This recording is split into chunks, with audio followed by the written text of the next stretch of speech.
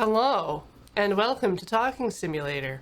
My name's Corey. Cameron will be joining us shortly, but before then, I thought I'd have a private word with you about some cool stuff about Disco Elysium that came up recently. There was a GameSpot interview with the designer. Oh no, he's here. Okay, everyone just think about the GameSpot interview. It's totally spoilers for Cameron. Don't talk about it. I don't mind spoilers. I enjoy spoilers. I like being spoiled. Okay, the spoiler was that you're somewhat right about characters in the story having other skills that aren't cop related. Oh, really? Yeah. Holy moly. I was right. O'Doyle rules. O'Doyle rules. How's everyone doing? It's good. We've been live for like 5 seconds. Okay. Yeah, sorry if the... Occasionally, did you know buses have this sign they can put on that says... Out of service. Sorry, comma, full. Oh, that's even worse. And if you chain two of those together, you get to be late for work. Who even made this system? I know, right? God. And it's always because some hair plug of a human being has decided that they're not going to move to the back of the bus. Mm-hmm. They're like, no, I'm happy holding on to this thing here. Oh, I'm sorry, I can't move back. There's no space. Everyone's sitting already. Yeah, everyone's sitting. Yeah. All right. I'm not bitter.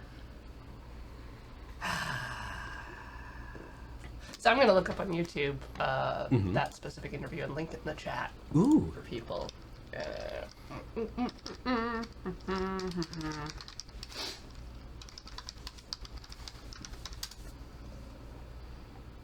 Yes. God, that's a big set. There we go. Boom. That's your cheek. Yeah, but it's got an amazing pimple on it. Hate that. All right.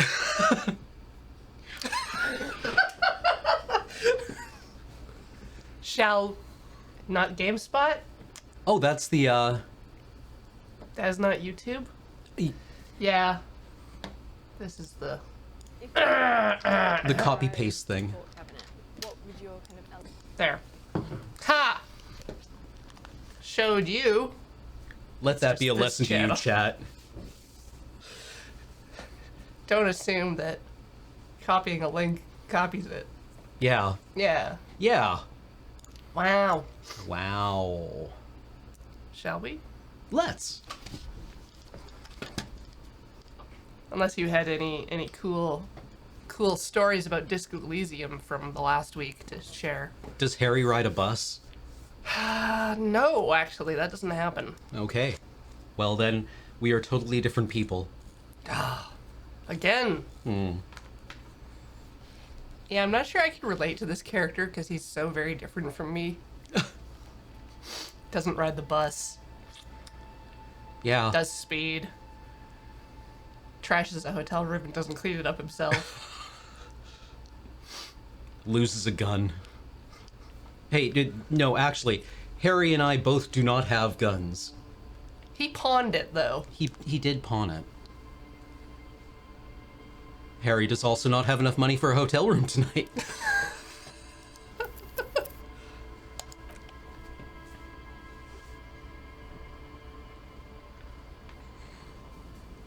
You see, we live in a tourist town.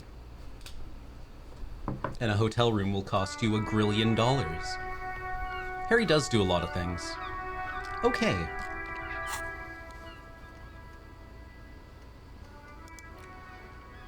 Shall we go beat the piss out of Kuno's dad? Oh, yeah, let's get in there. And the armored gloves.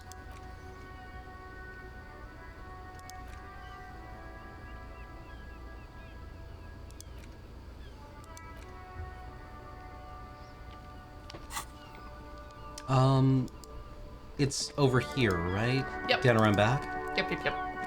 There's 2 entrances to the building. We can do it in either one. Okay. Oh, we should change the, Oh! Oops.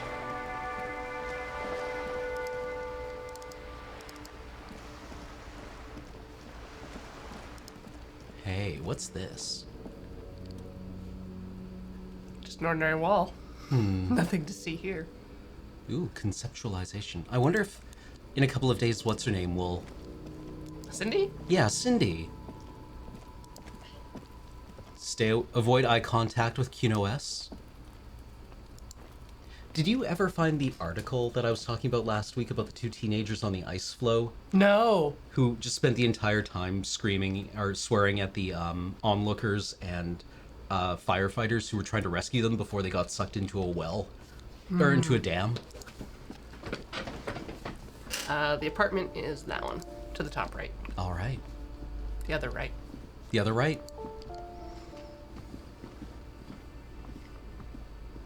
They got them in the... Oh, Maricat, if that's the article. These shoes come in different sizes. The shoes outside the door. Oh.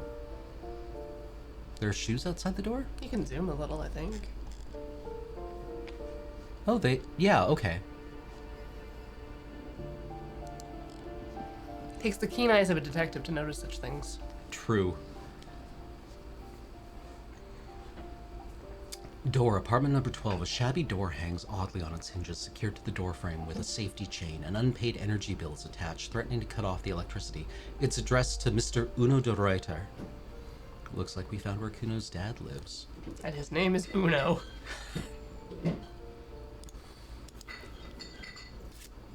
The lieutenant nods. And the place comes with 3 months' worth of utility bills.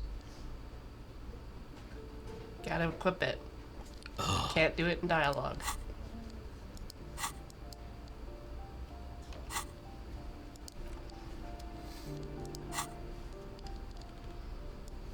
Yes, things will do nicely. Yes. Don't want to look lame in front of Kuno's dad. Oh, even better.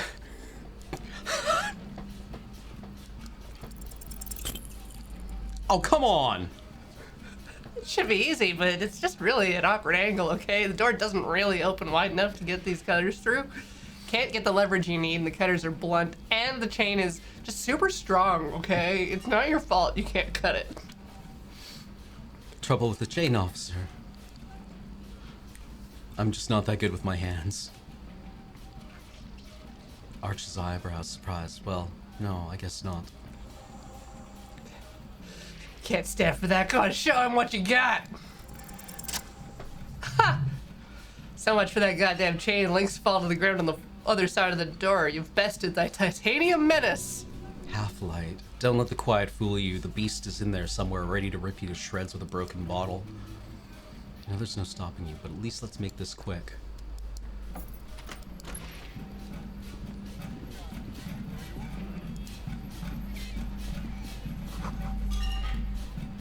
Ooh, critical theory.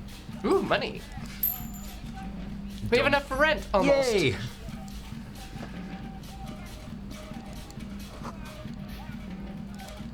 Glossy erotic covers the walls, wrinkled from moisture. Gross.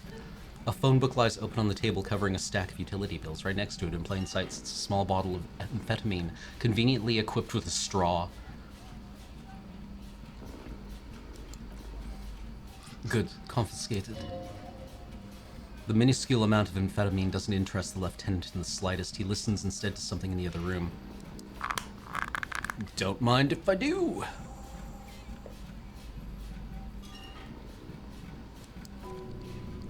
Blast it before you face the beast or writer. You're going to need the encouragement. Now that was Half-Light, not Not one of the good suggestions. yeah. Wait, we're just the nihilists from The Big Lebowski, aren't we? A little bit. I love how they show up make to other choices. show up to intimidate him, blasting their 1984 hit Nagelbet.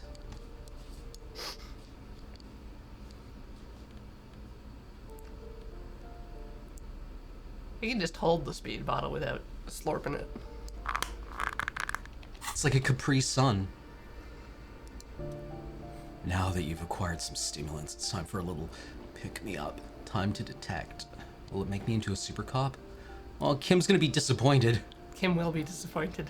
Wait, Kim is here. He'll be disappointed. See, that's your problem. A lack of confidence. Speed can help you with that, and Kim can help you with everything.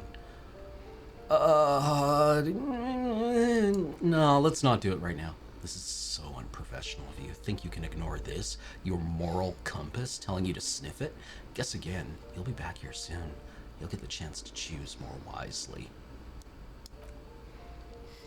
You've passed up your chance to start using speed for now, but don't worry, the option to unlock it becomes available again in 1 hour. Video games. Actually, is there anything else? We can interact with this moving object behind us, but otherwise... The air stinks with something sour.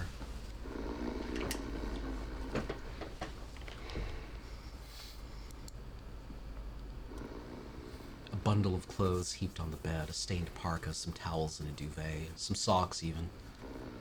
Hold up, Lieutenant, look at that pile of clothes. Lieutenant just covered his nose.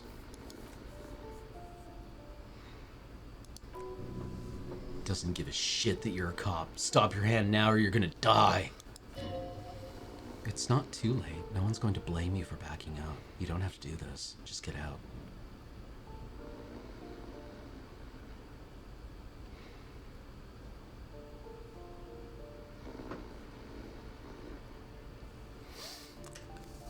Is Kuno's dad gonna kill us?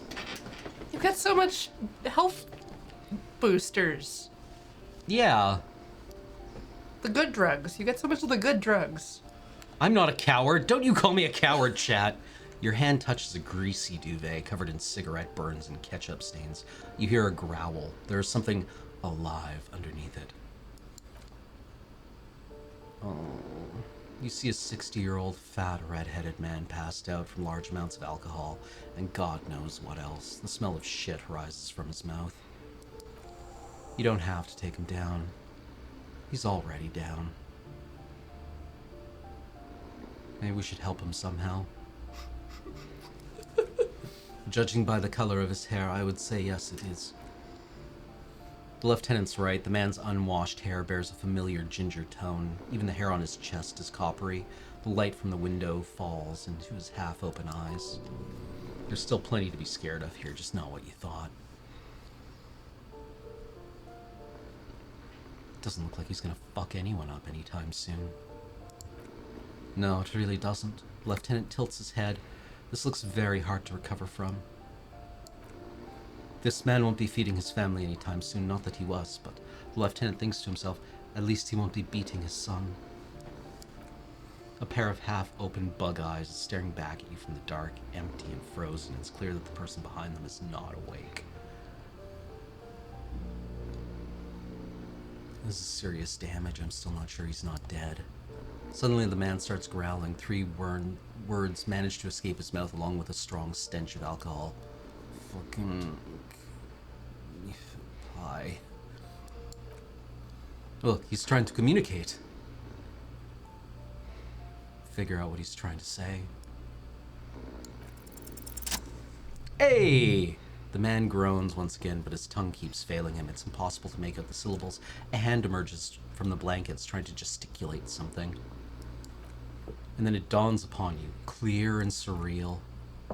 Pigs, he says. He's trying to call you pigs. Hey, you're awake. He's awake. His hand falls back on the bed, limp and defeated. A loud snore escapes his mouth. He's asleep again. At least he's got to say his piece. Maybe we should help him somehow. What is there to do? We could turn him on his side so he doesn't choke on his own vomit, but he's already on his side. Excellent form. Game recognized game. We could take him to Remedy or St. Petit's, but he doesn't have money for medical services. The almshouse would turn him down. They don't do charity for people who are trying to kill themselves. Besides, he'll be dead in a few. The lieutenant stops, listening to him. The pile of blankets grunts miserably.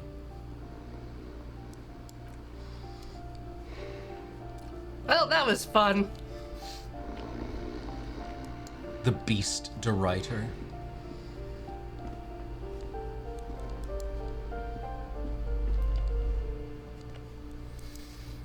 Well, we stole from Kuno.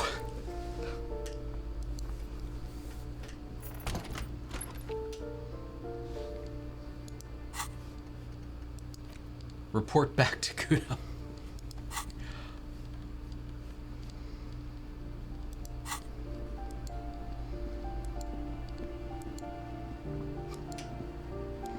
Just walking around with our little sippy bottle of speed. We should probably put it away.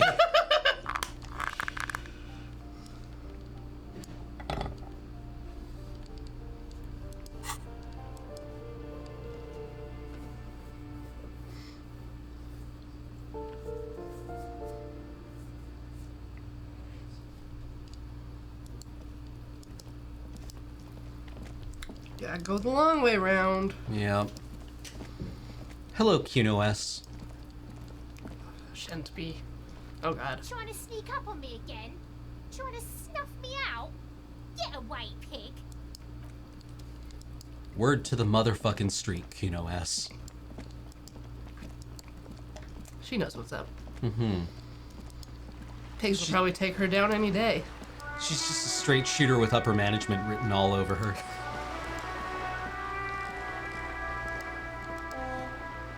Honk.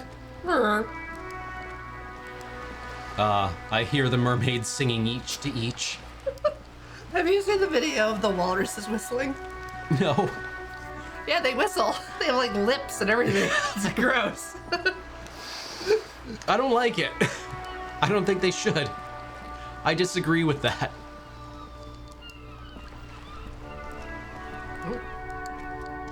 Authority. There. Working class drunk. You know what this means, right? Case solved.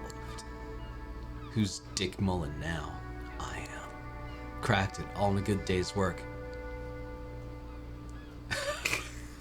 Alright, open and shut. I don't even need to think about this thing. Wait, what did I just crack? What do you mean, what did I just crack? Look how working class that drunk is. It's, some third option? No, stop goofing around, recruit. It's the future leader of a proletarian uprising? No, it's not. The missing husband?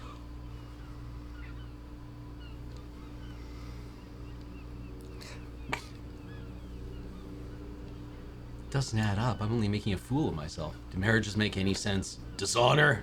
You're not a filthy philosopher. You're an officer of the law. It's time to ace this case and not brood over your reputation. We can deal with the perception management later. All right, I'm going in. There's no need for champagne where there's honor, recruit. Go and tell the working class woman that you found what you found right now. She's over there by the books. Ah. That's our working class woman. Ma'am. When we accosted her earlier, yeah, we did suggest her husband might be missing. Found your husband. She crosses her arms. God damn it, I already told you my husband isn't missing. Well, I found him nevertheless. Very well then, where is she? She's getting impatient, her hands now picking on a random book cover. Right around the corner. Our hammer-tossing comrade was at the bottom of those stairs. Excuse me? I don't follow. There's something else hiding in her voice, though. A trace of worry. I found a working-class drunk, and I thought he might be yours. Case closed. Towards the trunk. You know what? I'm not saying what. You're right. I do have an alcoholic husband, though not that one. So is he missing as well? Oh no, he's not. Or maybe he is. I don't know. He's probably in the park or in Jamrock or something, drinking with his friends. She looks away.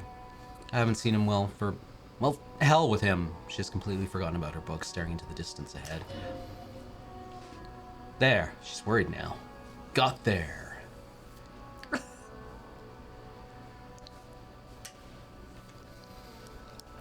Kim, is it me or do we have a missing persons case here? I wouldn't be so sure, he replies before turning to face the working class woman.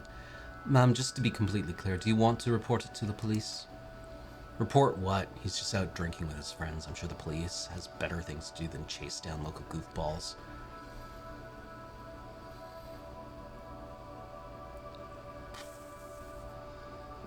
Honestly, I just think missing persons cases are mysterious. They're not all cracked up to be... They're not all they're cracked up to be, officer. Well, why not, Kim? Because people either show up on their own or you'll never find them, he says with a flash of teeth. Aha, mysterious. I'd say there's nothing mysterious about incompleteness. It's in fact rather unpleasant. You're wrong there. Incompleteness is the essence of mystery.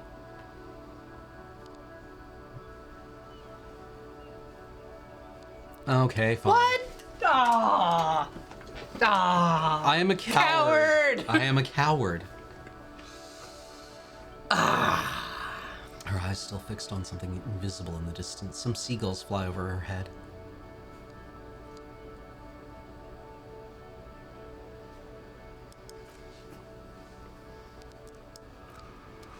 Anyway, have a good day. The book is titled Man from Helmdall and the Wildfire. Thanks, Brain.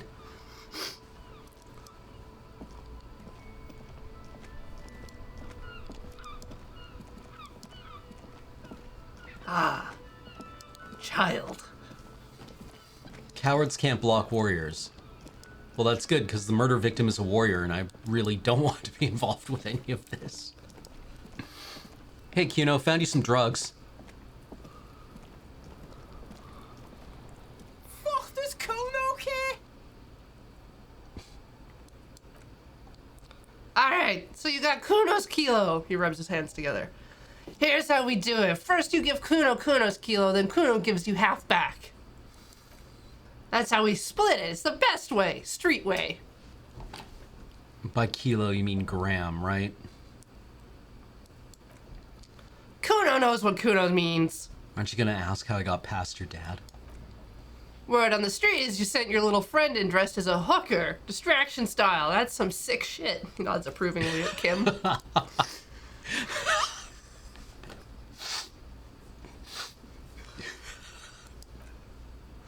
Kuno wants to hear all about it, but first we split the kilo. He leans in. Then we shoot the shit. You don't need more drugs. You're 12.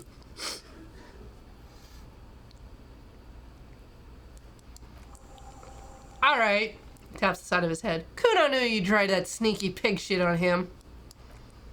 Tell him, Kuno! Kuno's got brains. This shit doesn't surprise Kuno. He squints at you. So Kuno's gonna give you one more chance. You know this pig shit is major. Major fucking choice, pig. Kuno won't take this shit lightly. The pieces are moving, pig. This is fucking domino shit. Not like he thinks, but you can feel it. Somehow this will change things. It's not hard to see at all. You hand out drugs to kids, the lieutenant's faith in your judgment will diminish significantly. What is the downside, if any, of not giving the drugs to Kuno, Brain? None that you can see. No, you can see it. This young man has junior officer material in him, in another life where he trusts you. Tick, tick, tick. The boy flicks an imaginary domino piece with his index finger. Decision time. What's it gonna be? You gonna fuck with Kuno? I don't know, chat. Is it moral to give drugs to a 12-year-old? They're his drugs anyways. He's already got a bunch. Yeah, no, fair.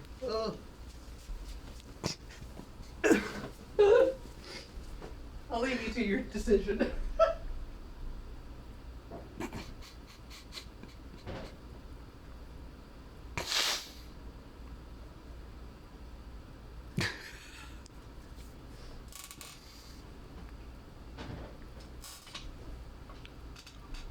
I mean, if we don't give them to him, we'll just be using them ourselves. Yeah, I mean, it's like, you know, when you share with your fries with somebody and you're like, well, if you don't have any, I'll just wind up eating them all. Yeah.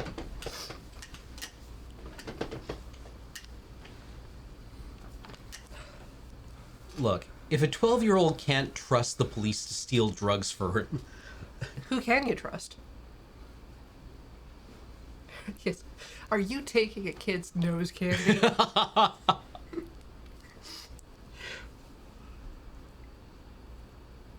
Kim is gonna, like taking nose candy from a baby.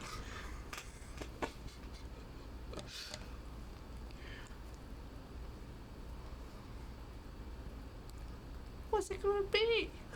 You gonna fuck the Kuno? Do I care about Kim's respect more or Kuno's? Kuno might call you names. Kuno's got a miserable enough life anyway. Oh! Alright, now we're talking. Whoa, that's heavy. He waves the minuscule bottle around, then slips it into his coat pocket. Out comes another similar vial from the sock above his running shoe. Here you go. More than half in there. Kuno's fucking honorable like that. There's no movement on the lieutenant's face as he stares intently at the trash container. But he does not approve. Tell me, how the fuck are you still alive, pig?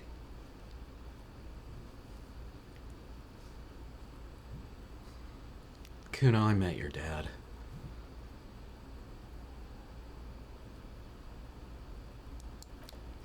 Fuck do you know about Kuno's life? Kuno's got plans. Get the fuck out of here. Yeah, we got plans. Ooh, a Shivers success.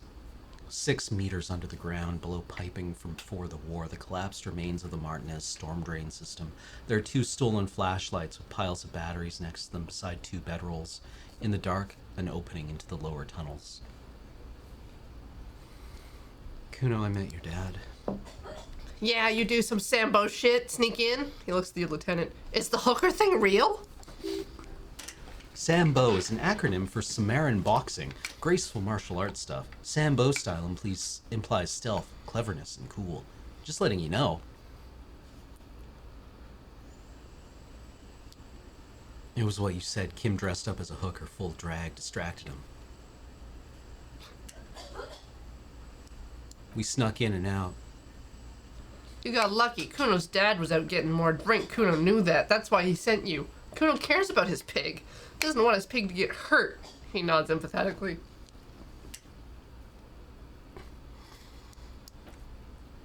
Yeah, pig, this shit is done. He spits on the ground, yellowish foaming spit.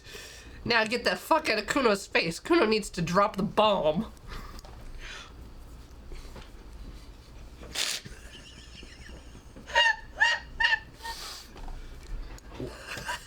Are we evil?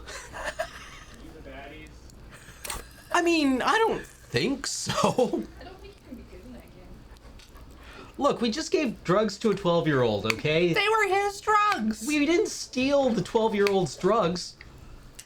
And we bought rip-off pants from him earlier, so it's fine. Wait, do you mean tearaway pants or the pants are fake? I don't know.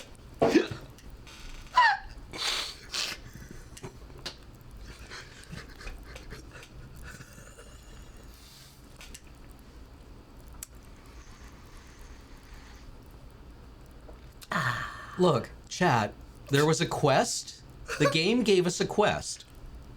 And if World of Warcraft has taught me anything, quests are the best way to get XP, and then we got XP. Yeah. Moving on. Yeah. Yeah. Everyone got what we wanted. Yeah. Look, I don't know what zero-sum game you're playing, chat, but sometimes everyone can win.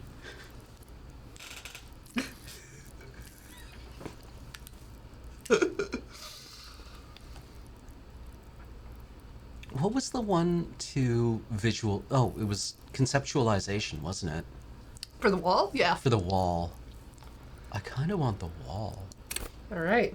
See art in the world. It's one step closer to Art Cop. But if we raise Inland Empire, that means more conversations with The Crap. Cry. Yeah, with just random things. Does this mean XP as Archfrog? Are we XP junkies? Yes. I need the bar to go up and the numbers to go up. I think we were already locked out of full trust from Kim Chivo. We've got time to work on that. We've got like 4 more days, at least. Kim's gonna die because of us. Wait, I was joking. I don't know yet. There might be a way. There might be a way to get him to die for us.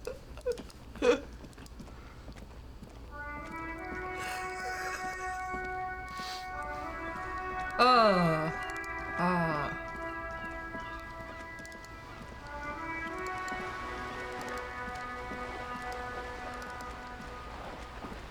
Look, we're basically just a hollowed out shell of a human being right now. We're kind of like a Furby. Yes. Why am I looking at this wall? No. Why must we stop to look at this wall every time we pass by? We have business to attend to. Don't worry, Kim. It'll all make sense someday. Okay, what now? Ba-da-ba-da-ba-da. Okay, we can pay guard. Interrogate the drivers about the smuggling. I thought we already failed to do that. I think we already failed to do that. Joyce's info on the lynching. We need to find the drugs. We could read some books. Could we? Yes. Okay. I like reading books. We could buy a map. Ooh. Then we'd have a map. Oh, how do we... Where's the... Which one? To talk to present the theory. Logic. That was the one. We wanted logic. Right. Do we have any points? No, you just spent them. Oh. We need like 80 more XPs. Well, let's do quests and get XPs. Let's pay guard. Don't we need like 20 more cents? No, isn't it $20? Is it 20? Is it, or is it 21? Wah, wah. Blah. Wah. Ah. Oh, $21. Where am I gonna find another dollar? Do the bottles replenish? Sorta.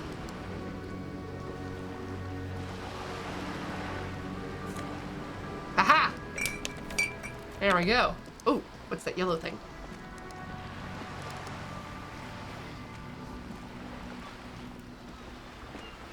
Someone's probably stashed more bottles. Or just money. Or it's money! Money, money.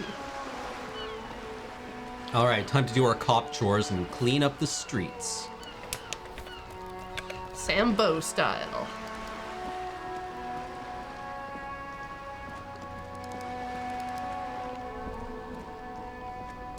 Wait, I saw there were patch notes where we can pet the mailbox now. You can pat the mailbox, yeah. Pat the box.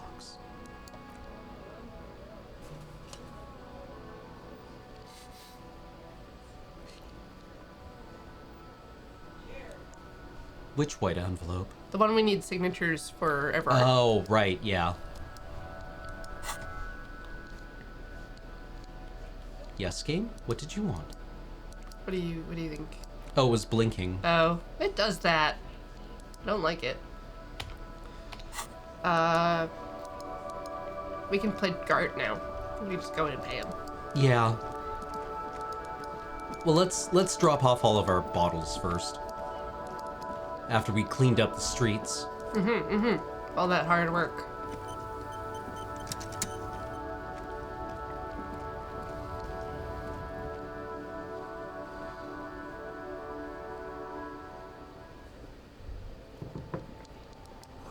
The yellow roses in the windows. Those aren't the flowers that were left for Klaasje.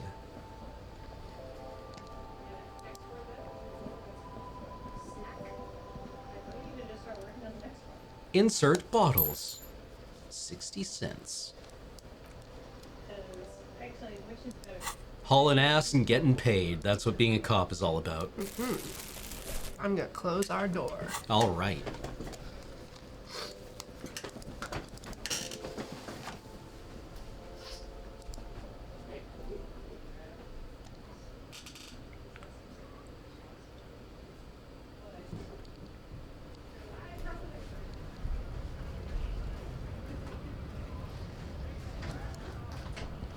This was the guy that we assumed was the drug dealer, Looking right? for something. Racist lorry driver? Yeah, The drug dealer? yeah. What was that argument all about? I think he's just racist. Okay.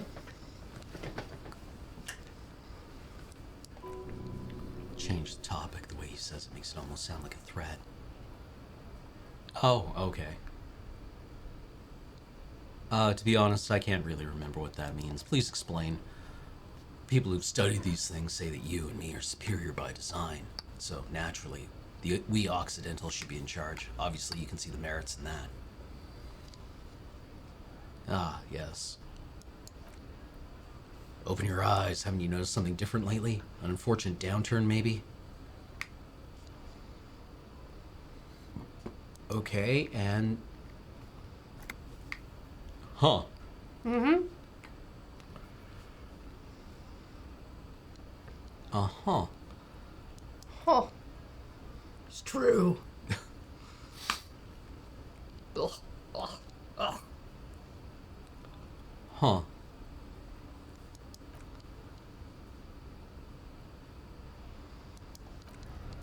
Anyways.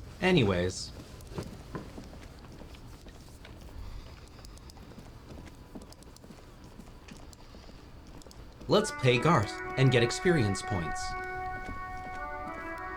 Gotta keep hustling for XP.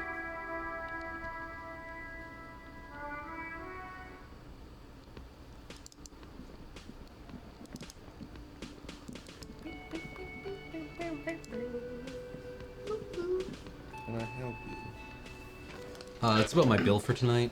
Aha! Oh. It is only 20. Nice. Good. It's 20 by 21 o'clock. Okay. Oh, Gotcha. okay. Gotcha. Right. How could anyone forget asshole? How could anyone forget asshole? I forgot about asshole. I'll set a reminder on my phone. Didn't we want to talk to this guy about the drugs in the... You can see if he has anything to say about it. Yeah. In the Union Chow?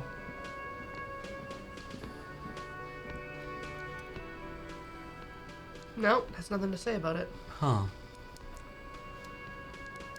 We'll get a quest if we have the info to ask about the whirling borscht, Okay. which I don't think we picked up. Yeah, $3. Is that enough to buy a book? Because reading books passes time. Oh, really? Yeah. Oh, okay. I think at this point we mostly just need to get to 9 o'clock? 9 o'clock so that Kim goes to bed. Then we can do all the drugs we want without disappointing him.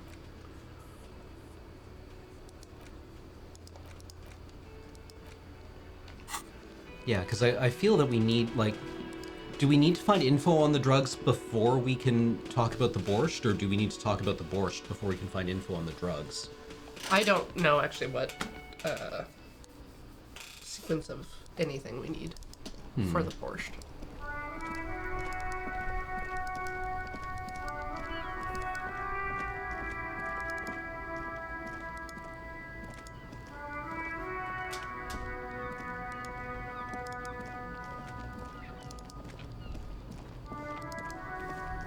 Because there was this lorry, right? Yeah, that's the racist lorry driver's lorry. But these were the ones that we were convinced was the drug dealer.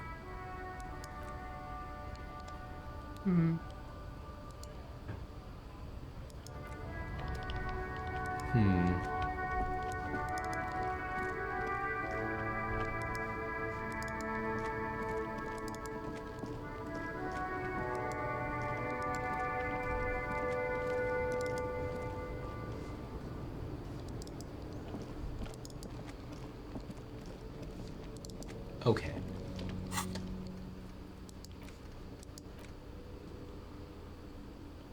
Yeah, I think the thing we need is to get across the Yeah, waterlock. which happens tomorrow. Yeah.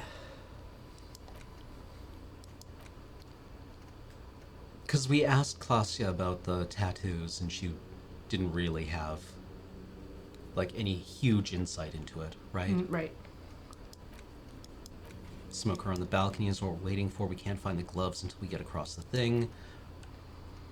We need to find a metal sphere. Morel, the cryptozoologist, is across the water. Signatures are across the water.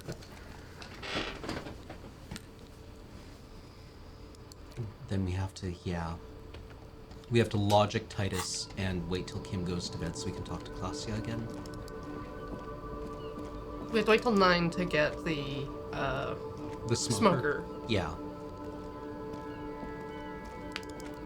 And then wait till Kim leaves to get Klasia.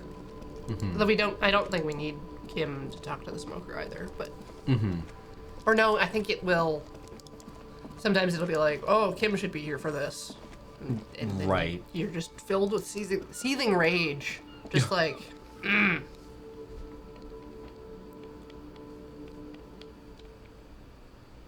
So the map's upstairs, and I think it costs 2. Oh, okay. But there's other books that we can peruse.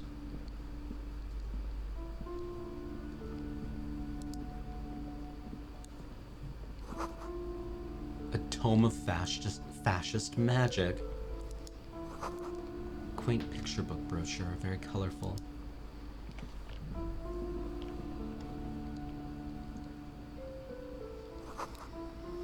Another boring book, just discarded here. Paranormal books.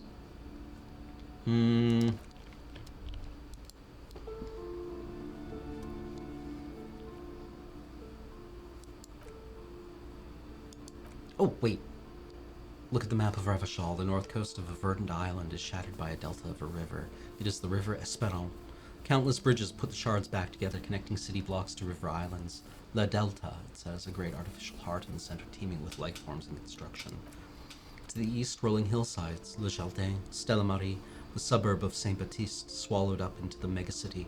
They sound rich to you. This is Revachol East. And west of the river? Couron. It's somewhere to live, not bad. Then there's Jamrock. It's bad.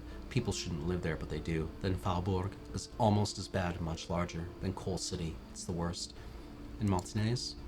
It's so small you can't even see it on the map. No, wait, there it is, north of Jamrock, the strip of coast next to the greater Revachol Industrial Harbor. It looks downright despondent. It's almost Coal City, to be honest. No, Coal City is worse. A charred limb, rain falls on its slick black streets, and then there's the burnt-out quarter in the heart of Jamrock. Is it cold in this bookstore, or is it just you? No. This is somewhere to be. This is all you have, but it's still something. Streets and sodium lights, the sky, the world, you're still alive. Look at the map of Insulinda. This large map displays archipelagos. You see a constellation of small dots on light blue emptiness of the Insulindic Ocean. The largest in the northeast is Le Caillou. You are here. Caillou. Another far away in the southwest, Seminese Islands, Ile de Fantôme. What else? Ozon, Laurentide, Face à la Mer, Archipelagos, North Arcade Islands, all just specks of dust on the vastness of the Insulindic. On the edges of the map, the color fades into a blur of dotted lines, black and white. Disintegrating into mathematics. In the northeast, a dust mite stands on the north coast of Caillou in a bookstore. It's you. Radiating outwards from you, the Suzerain Revachol, with a radius of 80 kilometers. Still, the crown jewel of this Isola would be barely visible. Can you see cities on the island? Look at the edges. The ocean breaks apart into a tangle of cosines and azimuths, all pointing into pale nothingness. Mundi is the north azimuth, Grad is the northeast azimuth, Samara is the east azimuth, Seoul is the west azimuth. Isolas, they're called. Connections to other worlds past the Insulindian, unknown to you. You only know you've never been there. You have a little impossible failure. You have little idea what they are, distant stars, gods, but looking at them makes you feel almost non-existent. Whatever they are, the Isolas are immeasurably large compared to you, and very, very far away. Perhaps they are gods of distance and outer dust. It's not really a map, it's a tourist thing, a picture postcard with buildings on it drawn from an isometric perspective. A date in the upper right corner says 48. Still, it's detailed, could be pretty useful for scouting ahead. You see the jagged boxes of an industrial harbor, even the whirling in rags there.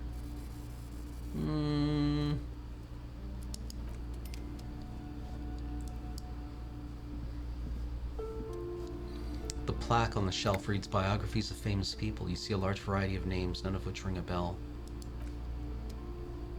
One of those books has a quiz in it. Which Really? Is kind of fun. Yeah. Oh, okay. I just want to look at all the other Yeah. crime novels. You see the name Dick Mullen over and over again. What's all the crime fiction? Oh, crimes, robberies, murders. She lowers her voice. Even sexual crimes. We're fortunate to have Dick Mullen and his stories to sort that all out. You're a police officer, apparently. You should buy all of these. They really do teach a person how to be a proper detective. Look through the display of books. Crime fiction is a disgrace, an asinine misrepresentation of the physical attributes in the arduous everyday work of actual police officers. These books greatly overstate the excitement of police work, glossing over how long it takes to actually follow up on leads and eliminate dead ends. What's more, they completely ignore the psychological hardships of year after year coming into contact with people during the worst days of their lives. Not a single mention of all the stress this work creates upon the officer's family. Detective fiction just doesn't tell the truth at all. Now, would you like a list of the books found on the shelf? Oh, God, no.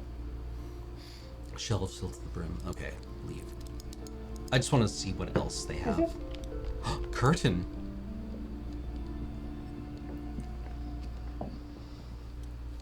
You see a set of tattered curtains blocking the way to another room. A strange cage-like trinket dangles from the curtains. Excuse me, officer. The back room is strictly for employees only. Examine the strange cage-like trinket. An irregular polyhedron assembled from bones, sticks, and straws. Inside is disturbing fish head with empty eye sockets stares at you. Aside from poking at it suspiciously, there's nothing else to do with the fish head charm at this time. The curtains remain shut before you. What's behind the curtains? Nothing. Now please go back to browsing books. She fiddles with her pendant. Don't you feel compelled to look at the books? The books are all you care about. She speaks almost as if she's trying to put a spell on you, urging you to buy more books. Oddly enough, the more she tries to draw you away from the curtains, the more alluring they become.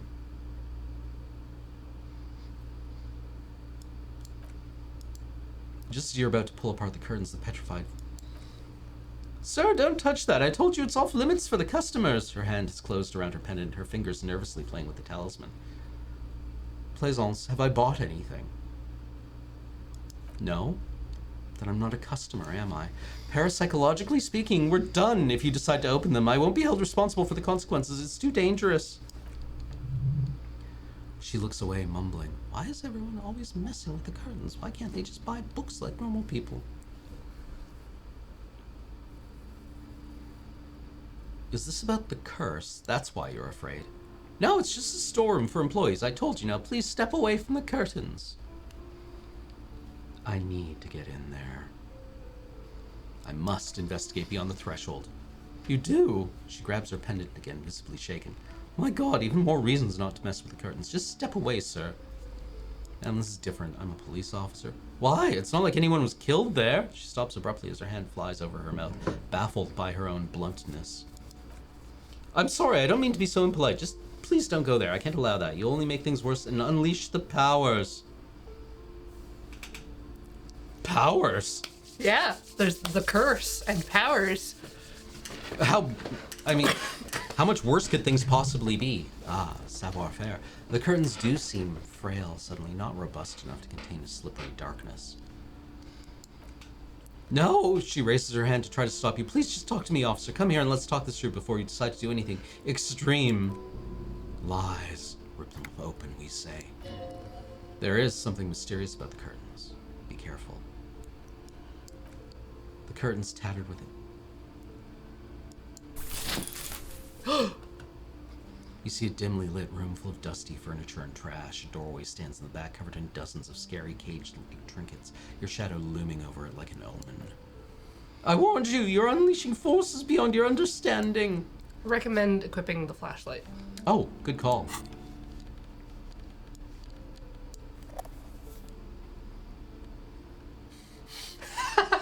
That will save us from some evil powers, don't worry.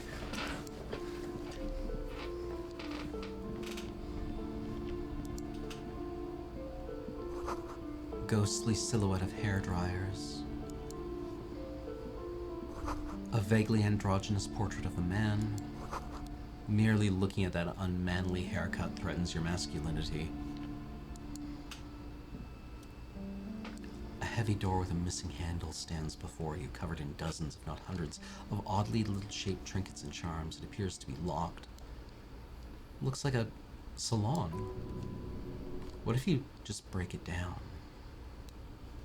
Knock on the door. Only an echo, no one is in there. That's right, take in your surroundings. You need to have a solid ground and proper posture if you want to succeed. First, check posture. Steady breathing, solid core, you've got this. One shoulder forward, you're ready to smash into the door like a battering ram. Check surroundings. The room is dimly lit with old barbershop rubbish, but the path to the door is clear. What about the door itself? It's made of a solid block of wood, but it has stood there for ages. The hinges are old and coated with a carmine layer of rust. Should be doable. Preparation phase complete. And he plus one for breaking into Kono's parents' apartment. Oh. Oh. Tup, tup, tup, tup, tup. Oh. Mmm. Ah. Ah. Ah. Please don't cry. Please don't cry. I don't want to see anyone cry. I won't cry. I'm not gonna. Don't fucking cry. Are you all right? The lieutenant steps closer, his eyes soft and worried. This looked pretty intense and painful, I must admit. I think we should. What is going on there? An upset, high-pitched voice calls out from the bookstore. Are you really trying to break down the back door? I warn you, don't tempt the spirits, officer. You can hear her take a frightened step backwards. Don't tempt the spirits or you'll damage the holy wards on the door. Barely looks like you've done any damage to the door. However, it's still locked and closed, covered in dozens of little charms and trinkets. Oh.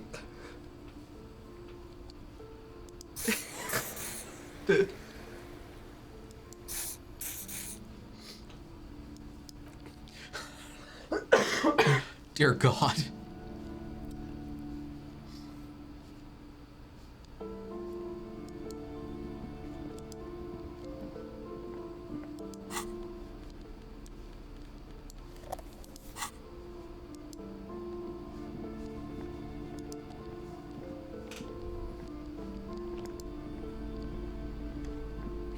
Our posture did nothing.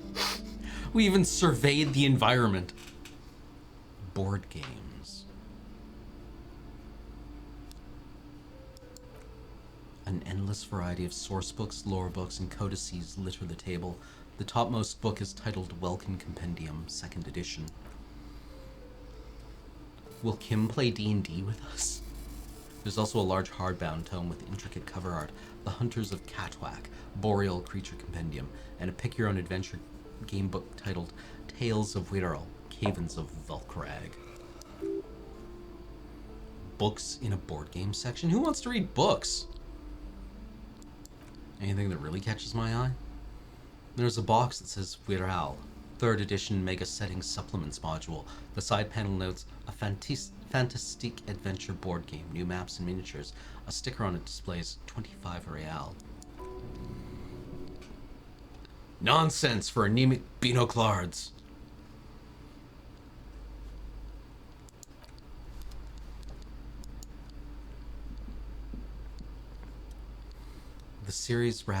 This display rack is brimming with worn paperbacks featuring an extremely muscular sword-wielding barbarian on the cover. Nearly all the titles contain the word Helmdall somewhere. Look through the display of books. Rows and rows of Heimdallarmen blur your vision. You may get some titles: Man from Helmdall and the Mammoth Riders, Man from Helmdall, Return to Helmdall, and the solipsistic Man from Helmdall and the Helmdall Man. Good God, how many are there? Maybe 100. Man from Helmdall and the Sages at the End of the World, Man from Helmdall and the False God, Man from Helmdall and the Scorched Earth, Man from Helmdall and the Helmdall Colonies, Man from Helmdall and the Swamp Beast, Man from Helmdall and the Snow Crabs. These snow crabs are worse than they sound. Is that all? Oh God, no. Not even close. Man from Helmdall and Hell. Man from Helmdall in the Forest of Slaves. Man from Helmdall under the lake. Man from Helmdall. Helmdall burning. There's even The Trial of Death, a pastoral combat game book set in the world of Helmdallerman, and so much more. Pain threshold. Do any of these books call out to me? A twinge at the back of your head makes you flinch. Your eyes start twitching. Ow! Your hand reaches towards a book with a glossy cover art of a very muscular man from Helmdall in chains, leading in front of a staircase leading to a throne. A woman sits on the throne, leering at the man. She's laughing at him, belittling him. Between the throne and the Helmdallerman lies a bonfire, casting shadows on the wall. The shadows of the woman's headdress look like a pair of devil horns. The title reads, Man from Helmdall and the Devil Woman. Interesting. $9. I know. Books are not cheap. The board games are especially not cheap. Yeah. Where am I supposed to find the money? Bottles. I love that was a pain threshold check. Look through the display of books. Browsing through all the books with all their names makes your head spin. None of these seem important or relevant. It's all just vapid egotism. Suddenly, a particularly odd title catches your eye. It reads, High Speed Love, the tragic true love story of Jacob Eero and Alfie Delatraz by one Cecilia Averbrook. High Speed Love chronicles the romance between two of the finest tip-top tournée racers in history. One of them is the madcap driver, Jacob Eero. His blonde mane graces the cover. Next to Eero's life story, you see a slim biography of an Occidental rock star called the Anti-Star. He's famous for shooting morphine into one of his eyeballs and cocaine into the other. Isn't that Keith Moon?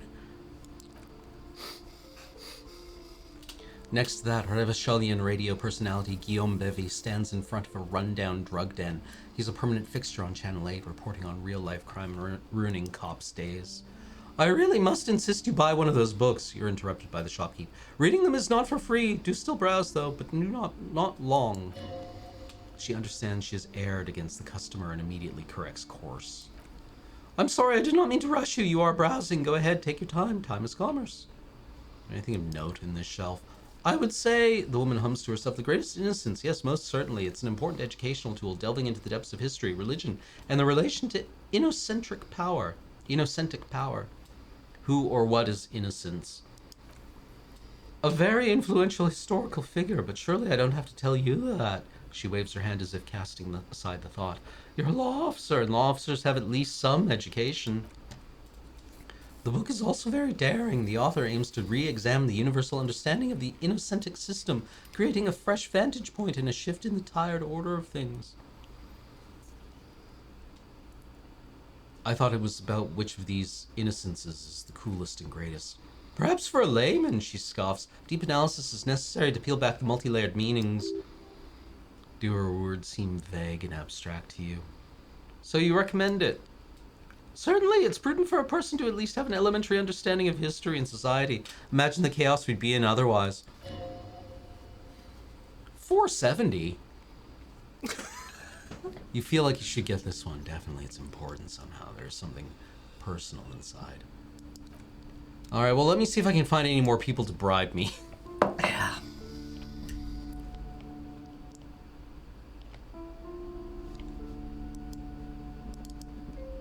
If we talk to her, is there dialogue about the door? Let's find out. Good You've heard Good your question. now. I told you not to mess around back there. What are you even trying to accomplish, you fool? It's part of a spiritual quest. You're only making things worse. Stop it. Be compelled to look at books. She fiddles with her pendant. Go to them. The girl outside mentioned this place is cursed. Cursed? Who said that? Annette? She blinks. I'll have a word with her. This place is not cursed. It has a robustly magnetic energy. Good for commercial activity. My business is thriving, sir. Doesn't feel like it's thriving. Feels ghostly. Farewell for now, book peddler.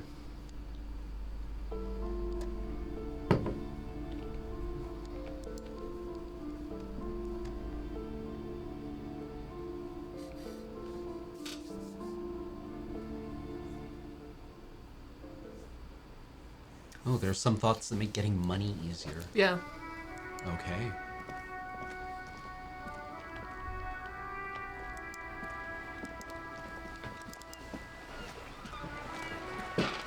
I don't know if we have those thoughts. No. Well, let's see what we're currently working on. Apricot chewing gum scented one.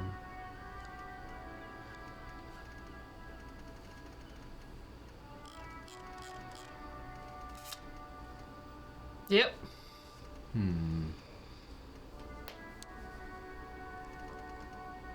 What great names. Mm-hmm. Actual art degree. Hobo cop. I wish we got an inexplicable feminist agenda from Garta. In my home game, I found it. Okay.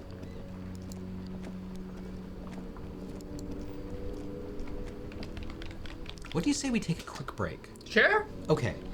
Let's take a quick break and then we'll be back in 5 minutes, chat. Does that sound good to you? Too bad. Bye. Bye.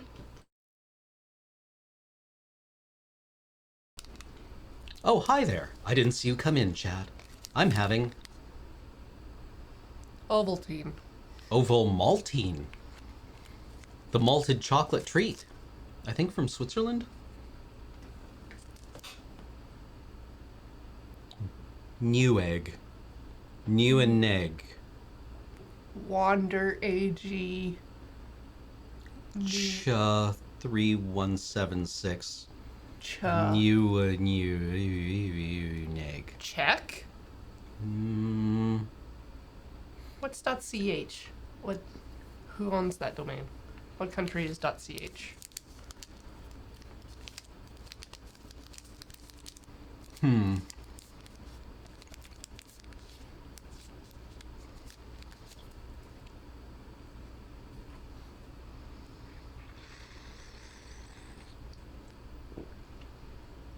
Crispy. All right. Yeah, Rust and Skirk, we are on day 2. We have not crossed the waterlock. We have not been to any churches. CH is Switzerland. All right. Is that like Helvetica is the name, is the Swiss word for Switzerland? I was about to say, could you imagine that, telling people what your area is named, and they're like, gotcha, we're not going to use that. And I'm like, yes, I can, actually. Somehow. Yeah.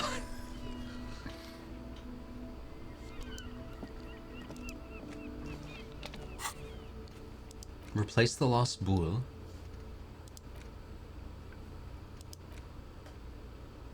I'm sure we can buy booze for less than the money we have. I think they sell it at Freet. Yeah. We can get smashed pretty cheaply. Ah, Swiss Confederatio Helvetica, the Latin version of Swiss Confederation. Huh. Forming that massive, proud country, the Swiss Confederation.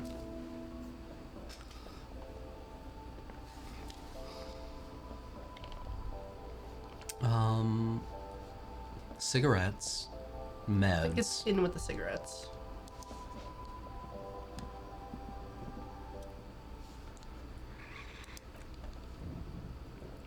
Oh. Yeah, potent Pilsner. There you go. All right. Ha-cha-cha.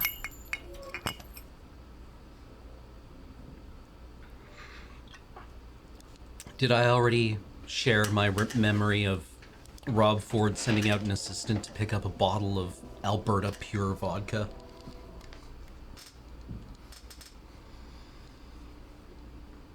No. That will not let us retry the door. That won't give us a white check.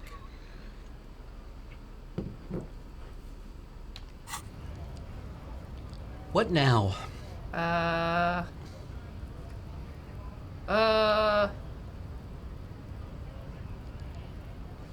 mean, are we ahead of the curve? Are we ahead of where we're supposed to be for this point in the game? Are we behind? No, we're still in the intro. Okay.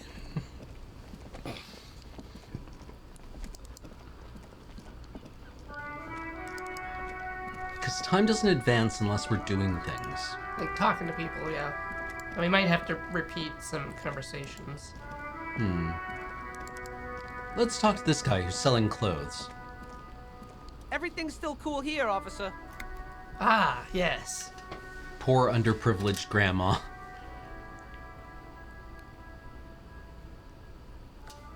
It's just a white check, yeah. Aw. Ew, I want your money. But why, officer? I need to get money somehow. Ah, yes, money's very important. The street vendor nods, dead serious. Are you trying to ask for a bribe? If so, you're not doing a very good job. He looks at the vendor. Sorry, detective. The man grins as the entire incident is already forgotten. Alright. So that's what failure looks like. Oh, I hadn't experienced it until now. What's this? Oh, cheap sunglasses. You like sunglasses, officer? Oh, yeah. I've got the latest styles right here. So many types of sunglasses. Abort! These are hideous. What's more, they don't even fit your face. You can feel them pinching your nose and chafing against your brow. Damn, officer, you look like a mega secret spy. Very secret. The man nods eagerly. They're practically made for you. I'll let you have them for 2 real and 50 cents. No, the lieutenant gently removes the glasses from your face, setting you free again. You're definitely not buying those. You're right, I am too sensible for those. Rummage through box. These are all boring. Boring third-rate ho-hum sunglasses made of cheap Ceres plastic, the kind of plastic that melts in the sun. These are all first-rate sunglasses, the man declares. Premium design, superb material, very cool, UV resistant. These will definitely keep your eyes safe and cool while doing dangerous police work. Try something, find some interesting sunglasses in the box. No luck, all you find is this lime-colored cellophane visor produced by a bargain sportswear brand called Amphibian, apparently. There's a malformed green frog on its bent cap. Oh, that visor's perfect for you, officer. It'll definitely keep the sun out of your eyes while you're shooting criminals. The street vendor makes a bang-bang sound. And all for a mere 6 real. I love Froggy Visor. I wish I could... Small price to pay for Froggy Visor. Froggy visor sounds very cool. Or very cute. Don't be Stranger's shy. body These odor. are premium class clothes. Good quality fabrics, best retro design. Save the economy with your style, officer. You find your hands deep in tattered and faded garments made from weird polyester blends that make your body itch and sweat in all the wrong places. Economical, but also trendy, the street vendor shouts. Look first-hand, buy second-hand, keep the economy moving. Find something worth salvaging from that pile of rags. Ah, no good. Discard the woolly pants. No luck, the street vendor says, visibly disappointed. Why not take another look, officer? Keep supporting the economy. Itchy pan. There's another... Yes, good.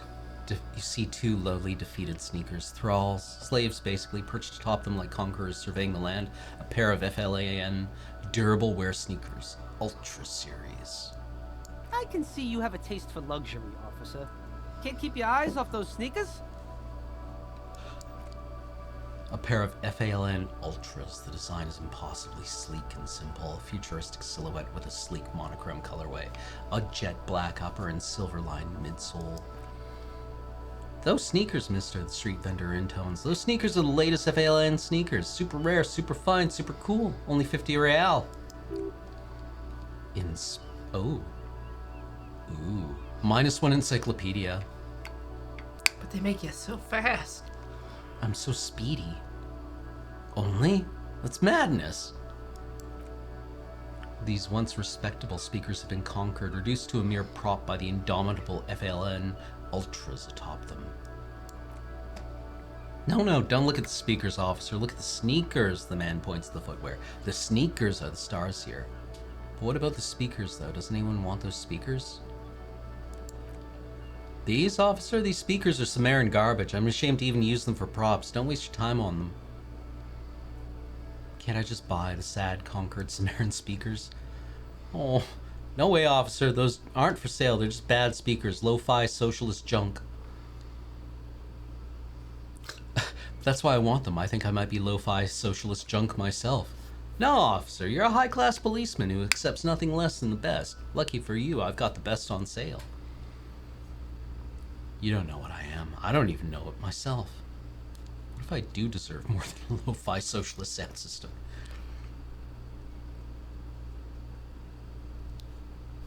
I wish I could pat them. I should have patted them. You could probably pat them if you go back into it. Yes! Poor little speakers. No, don't pity them, officer. These are old Samaritan garbage. Don't even look at them. Poor little fellas. I'll come back for you. I'll save you.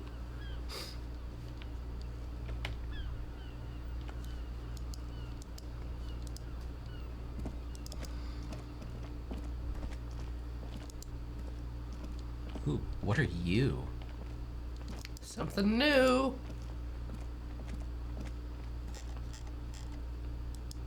That's weird. But the tab highlighting just went away. Check the billboard in the middle. There. Ah, there we go. A crumpled billboard reading, Samaritan butter soaks in the canal. Two ugly lines mar the bright countenance of a blonde boy depicted. Visual calculus. Attempt to reconstruct what happened here. Hey, we passed a test. Judging by the size of the impact and the parallel lines of burnt rubber, this is probably caused by a motor vehicle. Whoa. Dope. Somebody partied. Side slip marks indicated that a vehicle was traveling up the crater at 35 kilometers an hour. That's not very fast. Look at the back roof of the shack. The black marks on the roof indicate that the vehicle vaulted from the crater to the roof of the shack. The panel served as a takeoff ramp. The vehicle soared through the air, hitting the billboard and upsetting the post, then it continued its flight, taking the billboard with it.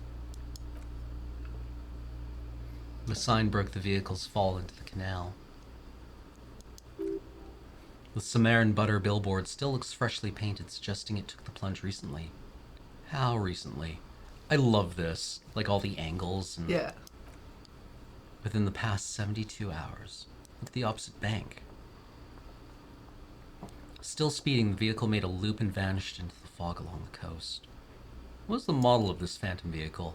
There are two good candidates, the Capri 40 and the Linnea G22. It's about the right size, and the tire marks look like they came from the skinny tires frequently found on that motor carriage. Why the G22? Very sturdy but light motor carriage, more likely than most to survive that jump. What now? Now you'd have to follow the tracks to be sure. The lieutenant looks on, waiting for you to wrap up your analysis. Alright, apricots. Ooh.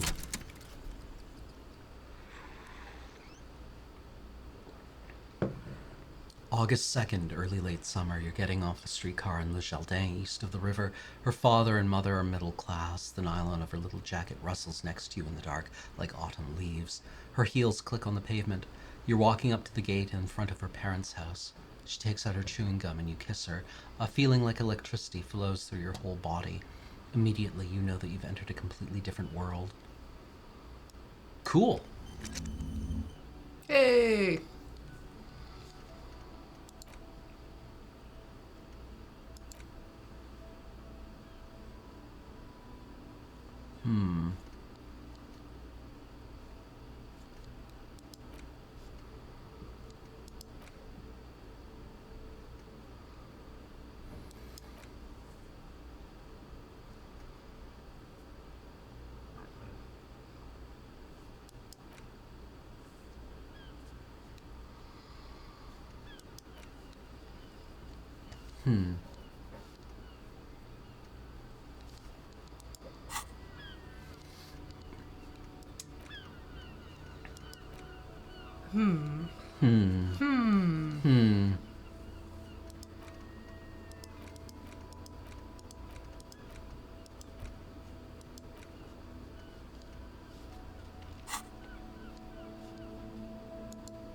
Oh, Kim has something to say. Yes. Any theories about what happened here?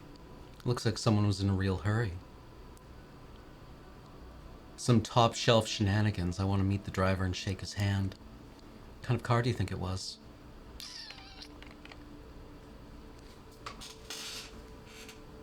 Well, the Linnea G22 is tough enough to have made it. Well, light. So Light. it would have made it, but then the Cupri has like the wheelbase Yeah. that matches. That seems quite likely from what I can tell.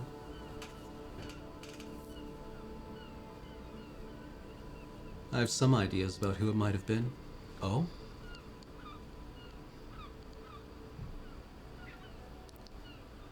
Someone real cool. Yeah.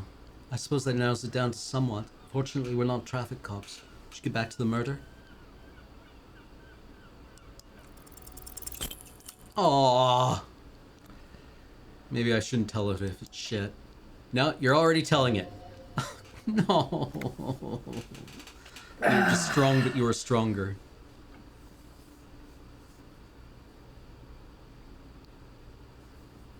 We should bring this driver to justice. If we must. I'm not expecting him to get far with this, the lieutenant consoles himself.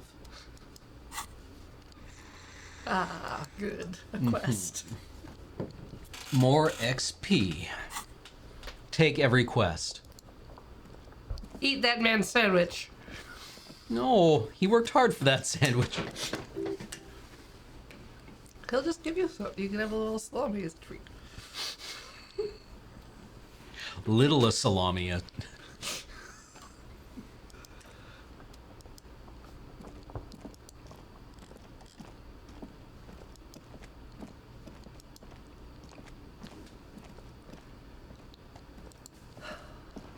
We could go talk to the scab leader. Oh wait, there's What's a this? thing. Yes, There's a thing. Our perception's up now, so we might see more things. Ooh. Plastic wrapped macaronis stamped with humanitarian aid.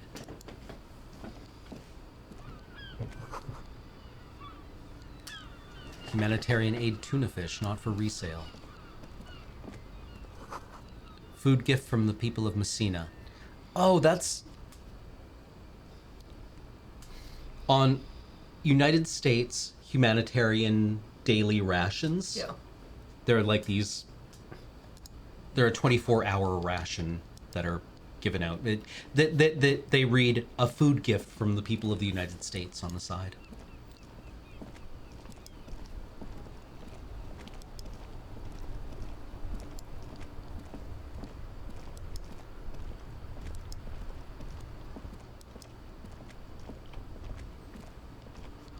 Apparently they make real good goat chow.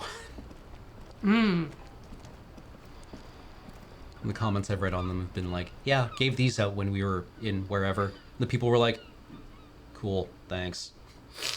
Feed to goats. Lieutenant looks down the street. We can sit on the benches after we solve the mystery. Let's go.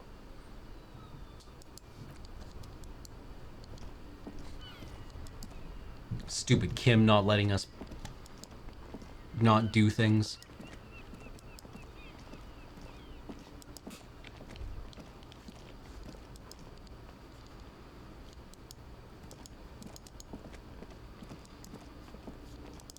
So this situation that we're in, where we're like, we've got time to pass. We've got like 4 more hours to go through, 3 more hours. And we feel like we've exhausted options. We're just wandering around blindly, doing Yeah. whatever, just to make time pass. I've run into that a lot in this game, and I hate it. Yeah.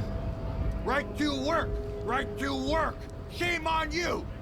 What is a strike? When a bunch of ungrateful, lazy cockroaches can't get their act together and decide to block honest work for other people. What do strikers want?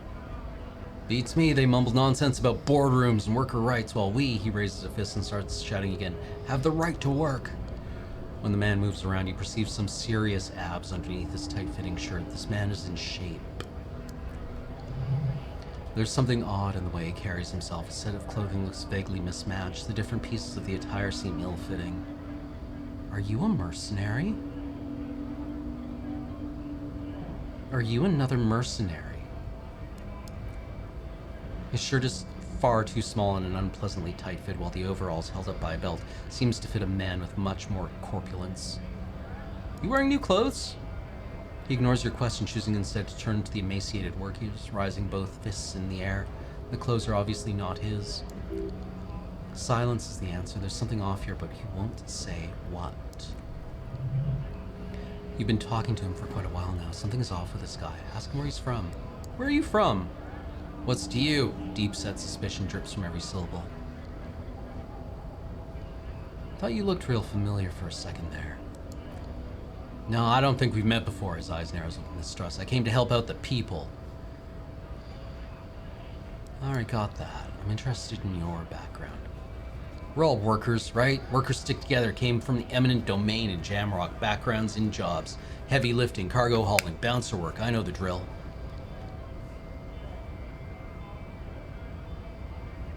Bouncer? Where? I frequent a lot of bars. Maybe I know. It's one I know. Worked at Territorial. Ring a bell? Never heard of it. Are you lying? He squints at you, a little spark of violence gutters in his eyes, then he blinks and turns to his men. We're done here. I have a strike to break. Who are Right you? to work! Right to work! Shame on you! Hey, tough guy. I had more questions. We'll see.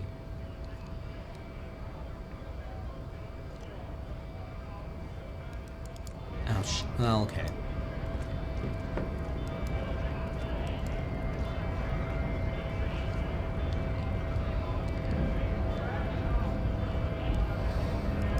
We could talk to Lena, the cryptozoologist lady. Oh, right. Yes. Yeah.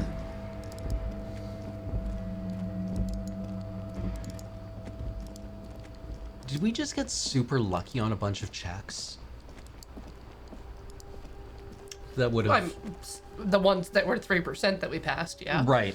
But other than that, no, this is just... Okay. Is it typical for, like, us to have the body down on day one? I left it up for 4 or 5 days Okay. the first time I played.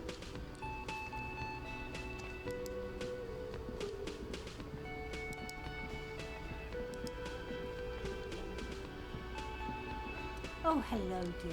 There you are again. A cryptozoologist. What is cryptozoology? It's a pseudoscience that attempts to legitimize research into mythological beasts and urban legends. The lieutenant sounds unimpressed. That's one opinion, yes, and people are entitled to their opinions. My apologies, ma'am. I did not mean to undermine your hobby.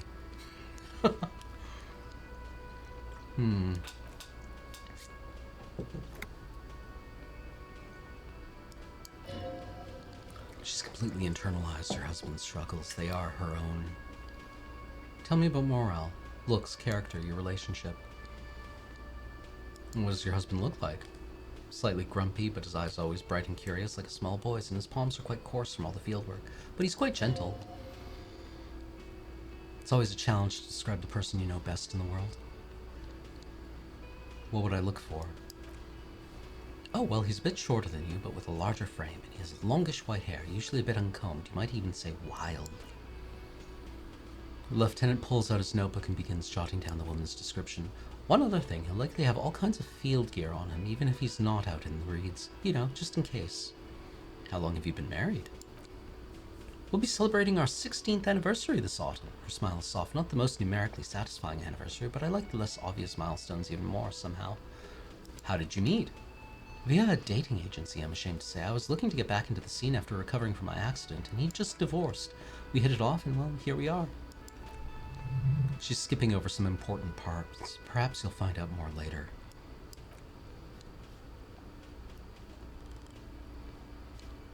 Maybe you could convince her. Cool cryptids.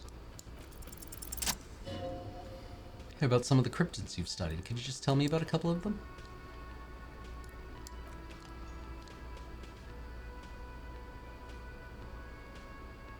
Cryptid extravaganza. We can have one cryptid as a treat. Oh. Tough choice there. Are there any invisible cryptids?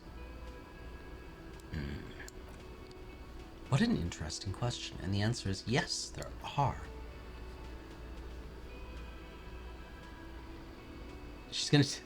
Kim, she's gonna tell me about the invisible cryptid.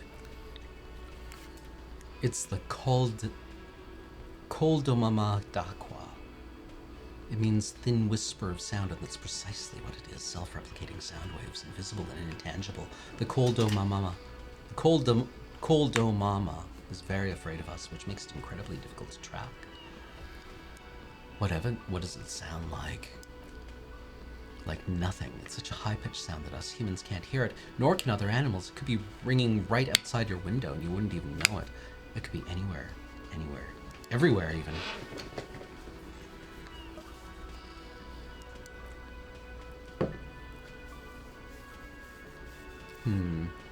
A corpuscle that emits sound waves, but there's no evidence to support this theory.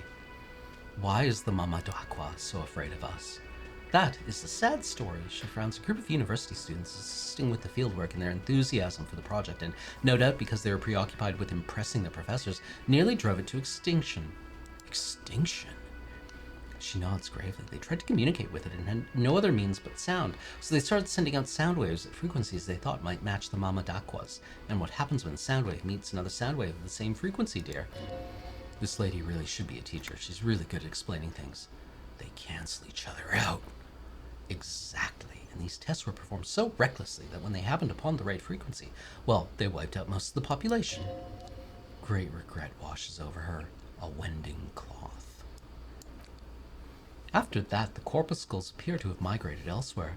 There have been recordings of anomalies similar to those spotted in Ea, but they've been few and far between. It's impossible to confirm the presence of any stable Koldomama Dakwa population anywhere. Of course, a common thread in these disappearances and unfalsifiability, he concludes. I like the story, though, man. I'm glad you did, dear. She seems genuinely glad. What evidence of this is there of this animal being a sound? Plenty. It's the evidence that leads to its discovery. In the 1920s, a group of Areopagite ornithologists, that is, scientists who study birds, were trying out a new recording technology for capturing sounds outside the range of human hearing. When playing back recordings they had made in the foothills of the Ea mountain range, they noticed certain anomalies, patterns that seemed random at first, but on closer examination were consistent with the waveform of songbirds. Just nod eagerly. The scientists soon discovered they could track and even predict what appeared to be feeding, mating, and migration patterns based on sound waves in strictly delimited range of ultrasonic frequencies, even higher than those of the highest pitch bat calls. She transforms when speaking about these strange animals into a confident woman.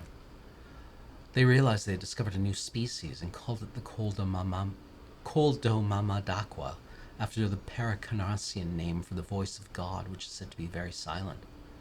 Fucking sweet.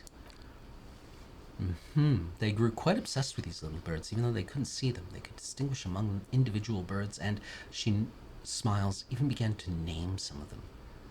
Name them. Sequester, Time, Josquin. She nods. Those are but some of the Mama Dakwa they followed individually. Could it be here?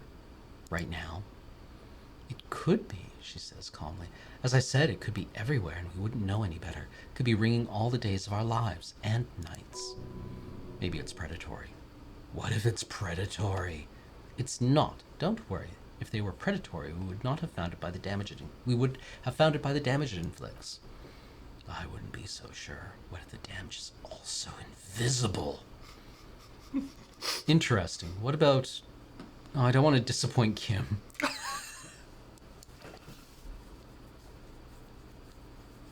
And I have no idea what I'm doing. She frowns, looking you over. Surely things can't be that bad. You sense that she won't judge you no matter what you say. They aren't bad. They're catastrophic. You know where we are, right? A war zone at the edge of the world. It does still look like that in some parts of the city, doesn't it? We're in a hostel called the Whirling in Rags, dear, and the Whirling itself is in the city of Revachol. Honestly, I don't know anything about Revachol. Her gray eyes widen. Oh my, how do I even begin to tell you? Revachol is the most beautiful city in the world. We're fortunate to be here, you and I. I haven't seen very many other cities personally, but everyone says so. Revachol is a rare jewel. The city used to rule the world, though it has seen better days. There's a pause as she studies your expression. You must look quite Hey, 420!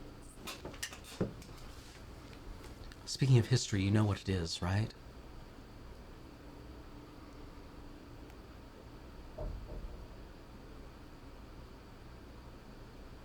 All I know is that it's the spring of 51.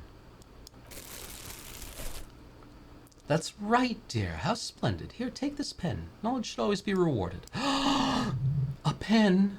Her relief is palpable. She was getting pretty worried about you there, but now she relaxes her shoulders. Outside, spring rain seeps into the cracks in the walls and the cobblestone streets and integrated storm drains, all the way down into the sewers. Above ground, the first May bells blossom. I can tell that this is taxing for you, so I'll just ask one more question. What regime are we living under? What mode of government?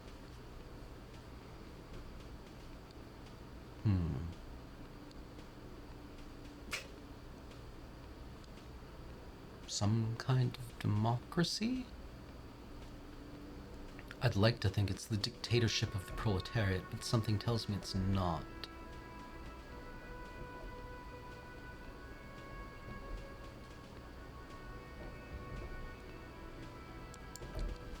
Oh, sweetie, she smiles a sad smile.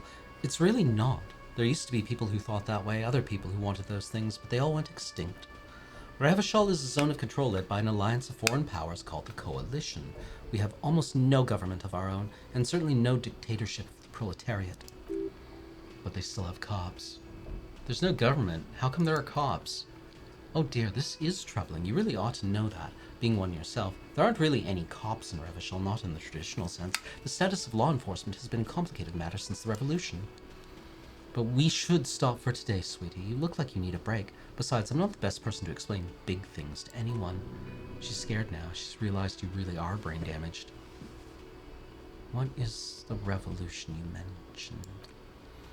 A defeat, I'm afraid. The people of this archipelago tried to build something new, something different. The rest of the world didn't like it, so they came and ended it. That was 42 years ago. It has something to do with everything. I really don't know how to explain it better. I'm just a poor woman, she thinks. What do I know of these things, and how can I help you? So, how did I do? You didn't do very well, dear. It looks like you're having trouble remembering things, history and places, remembering reality in a word. It's very odd. A sigh, the lieutenant buries his nose in his notebook. But maybe a fresh set of eyes is what this world needs, and while I'm no doctor, such bouts of amnesia are often temporary, so I wouldn't worry too much. She means this sincerely. Worrying about it won't do you any good. Someone educated in sweeping matters? Maybe you should ask. She turns to the lieutenant. No, he looks away. I'm not an encyclopedia. I won't be a guide either. I'm a police officer. Of course, she turns to you. Then I don't know. Someone rich, maybe? Wealthy people are educated, though I don't know where you would find a wealthy person in Martinez. I know!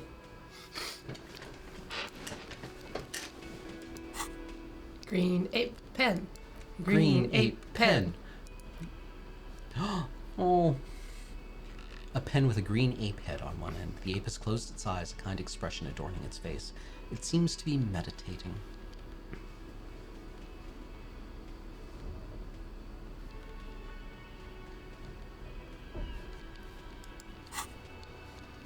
Get a reality lowdown. We can do that! We know at least 2 rich people. Can we go back to see the reality bending guy? I've never asked him about this. Let's do that.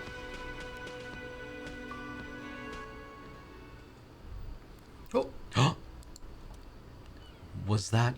Could it be? The Coldo Mama d'Aqua? No, it's probably just an imagination ringing in your ear. There seems to be an extremely high-pitched ring. Ultrasonic. Honestly, your ear isn't hearing a whole lot. The distant hum of the industrial harbor, the traffic, but admittedly, there is a high-pitched noise somewhere out there, too. But then, isn't there always? There it is again. You're about to rediscover a long-lost species! Must be very close. Maybe it'll just come towards you. What are you doing? You're a police officer, not a pansy ornithologist. The only birds you should be looking for are healthy women of childbearing age. Do you hear a high-pitched noise, Kim? I didn't say that, Kim. I didn't say it was the Coldo Mama d'Aqua, but I didn't say it wasn't. Of course he doesn't. He's deaf. Oh no, the sound. It's moving away. Somewhere over there. Go after it. No, it's too late. It's gone. There's no ringing anymore. Just the sound of the streets. No, come back, please.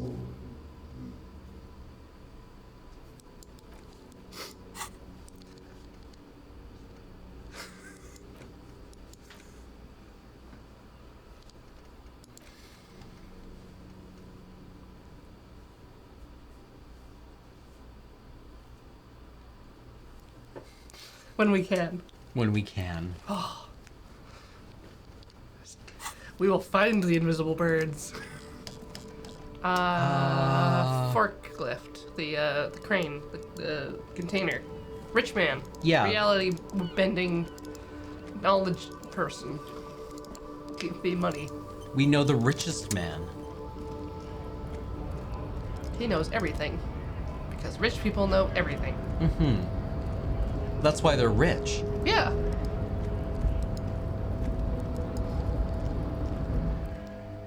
And good. They're good people. The Yeah. rich. Yeah. Yeah, otherwise they wouldn't be rich. Right?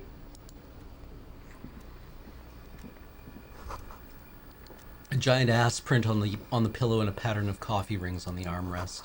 Someone is habitually chilling next to the radio.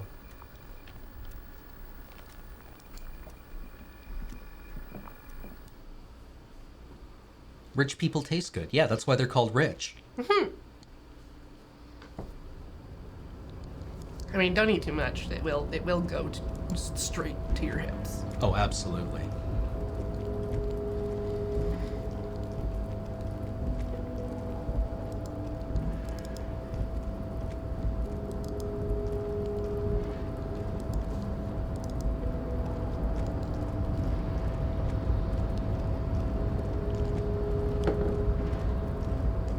Aw.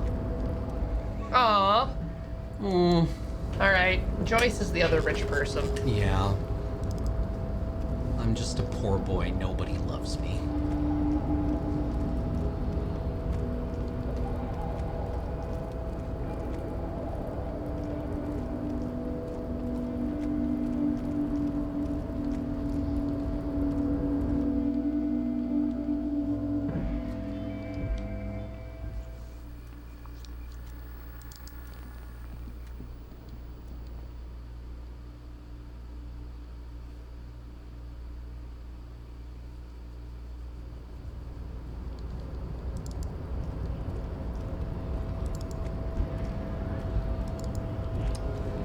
All the way across the city. Yep. But seriously, that guy's a mercenary, right? He's another yeah. one of the mercenaries? Yeah. Okay. I wonder how many other mercenaries there are. It's very hard to say.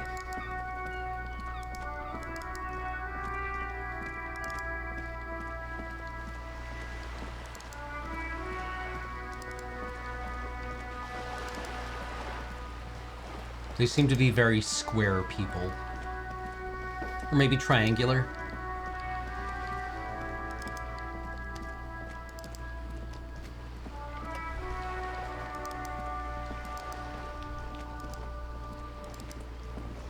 Joyce, can you tell me about history? You're back. Good. What can I help you with? How do you like Mr. Clare? Finally, time to choose sides.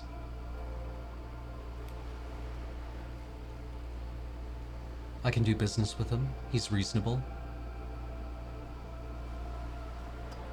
It's not important if I liked him. I was doing my job.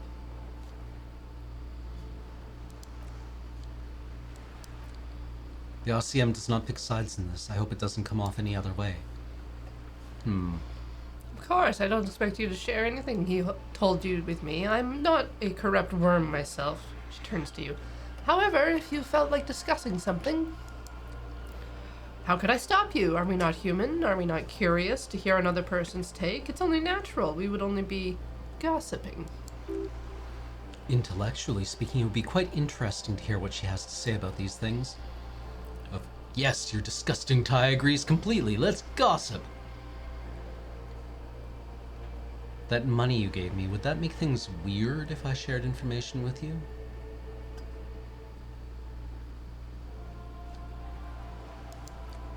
Weird? Oh no. One of the positive things to come from the revolution is the unhindered exchange of information, you see, even when it comes to trade secrets. Which isn't to suggest our talks constitute corporate espionage. Even if they did, it would be fine.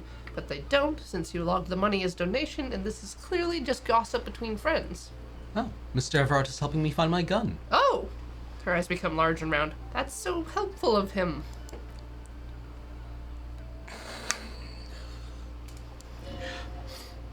When I said be wacky, I didn't mean wildly, grossly irresponsible and damaging to the RCM.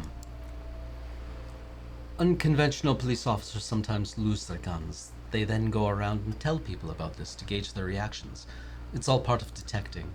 Incredible, she shakes her head. Simply incredible. How is it going? Has this detecting produced a gun? Mr. Everard is helping me find my gun. Ah, yes, as you said. Please don't get him in a loop. If he gets in a loop, it will last forever. Ask him to say something else, please. Of course. Thank you for the advice. I'm glad you're here to assist, she turns to you. Your other dealings with Everard are still of considerable interest to me. Kim doesn't like us. He asked me to open a door. A referral, you mean? I take it this was for someone in the RCM? She waves her hand. Don't answer that. No, I mean like a real door to someone's house. Oh my, a real door.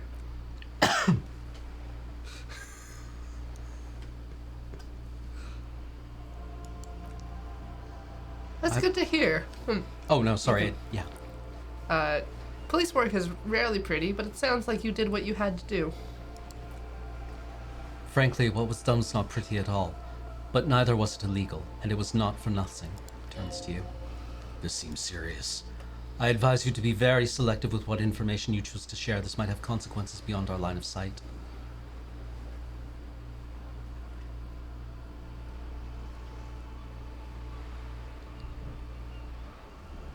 Everard asked the Union's militant wing to fully cooperate with the investigation. How benevolent, she thinks for a second. Hopefully they'll help you sort this whole business out, if they haven't already. We cannot discuss the specifics of an ongoing investigation, ma'am. The lieutenant adjusts his glasses. Besides, you haven't exactly been forthcoming yourself. This is only fair. I've said all I can.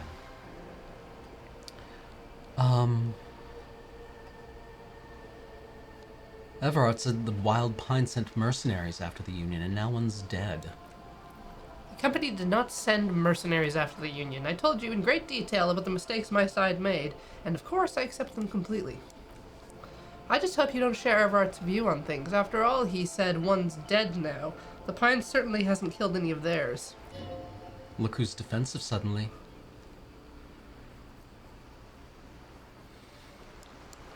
He didn't seem concerned at all about the conflict that's developing.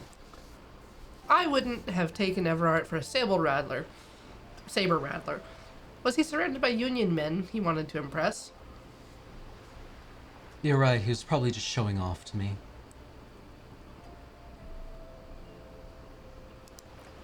Yes, Everard is a showman at heart. There's always that risk, ma'am, but if I may offer my opinion, he means it.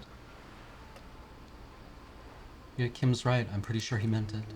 I'll think it over, Detective. Thank you for relaying this information to me. This gave her pause. She's pensive suddenly. Hard to say about. What you've said is quite enough. You've given me a lot to consider and may have helped me prevent this conflict from escalating. Hey! Hear that, hero? Hey. Feels good, doesn't it? You should relay confidential information more often. Yes, we can still ask her about reality. Yes. Give me a lowdown on this reality we're in. This reality, she pulls her hood closer to her neck. Even the most basic terms of reality. Ah, yes, the episode. Sounds like an acute case of encephalopathy. Now that I think about it, she puts down her thermal cup and looks at you.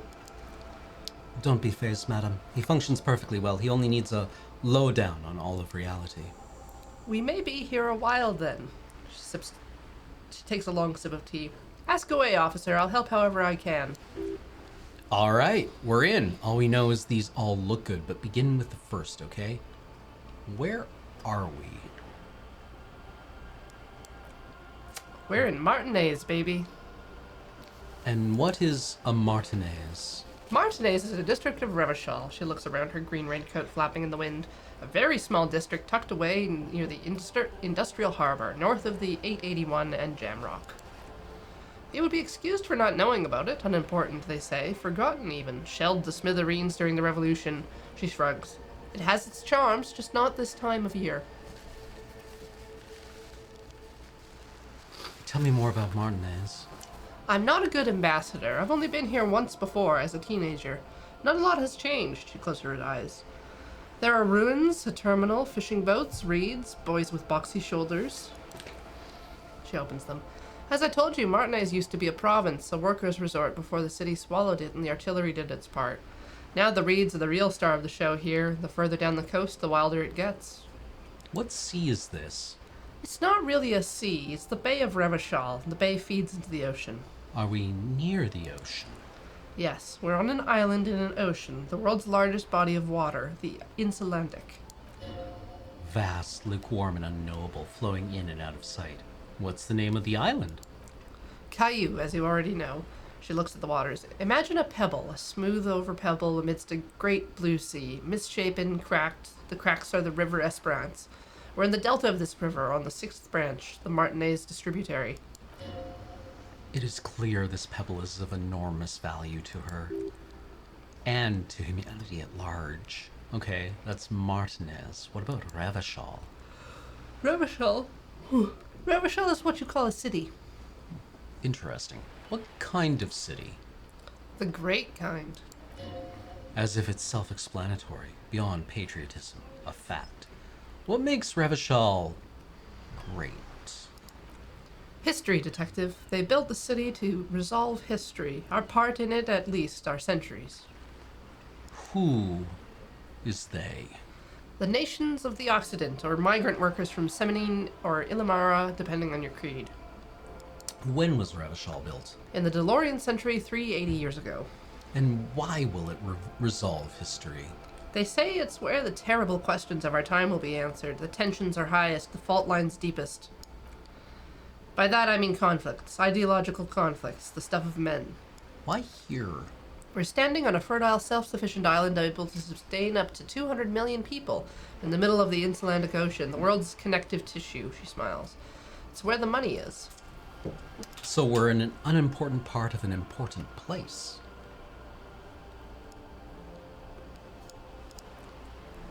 I think it's fair to say so. Martinez is about, she points across the water where the skyscrapers rise.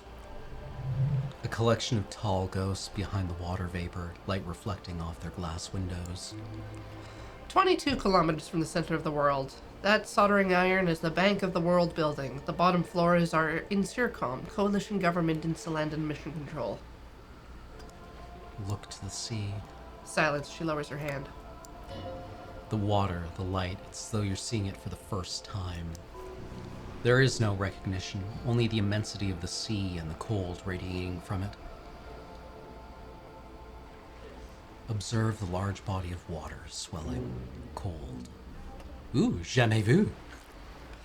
She observes your eyes, scanning the horizon, then breaks the silence slowly. This is one thought you need to complete. Where are you? Was there something else you wanted to know? I remember something about a lowdown. This has been informative, thank you, ma'am. I'm sure my memory-impaired partner has many more questions to ask. He turns to you, about even more fundamental aspects of reality. Might I suggest not asking them all right now, ma'am? Ma'am Messier will be here later, too, and tomorrow. Isn't that true, ma'am? Absolutely, my commitment here is long-term. But I want to know everything now. But won't I be lazy if I don't do it all now?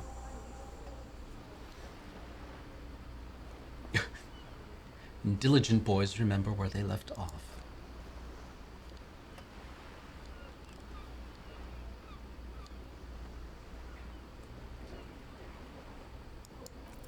Please? Yes!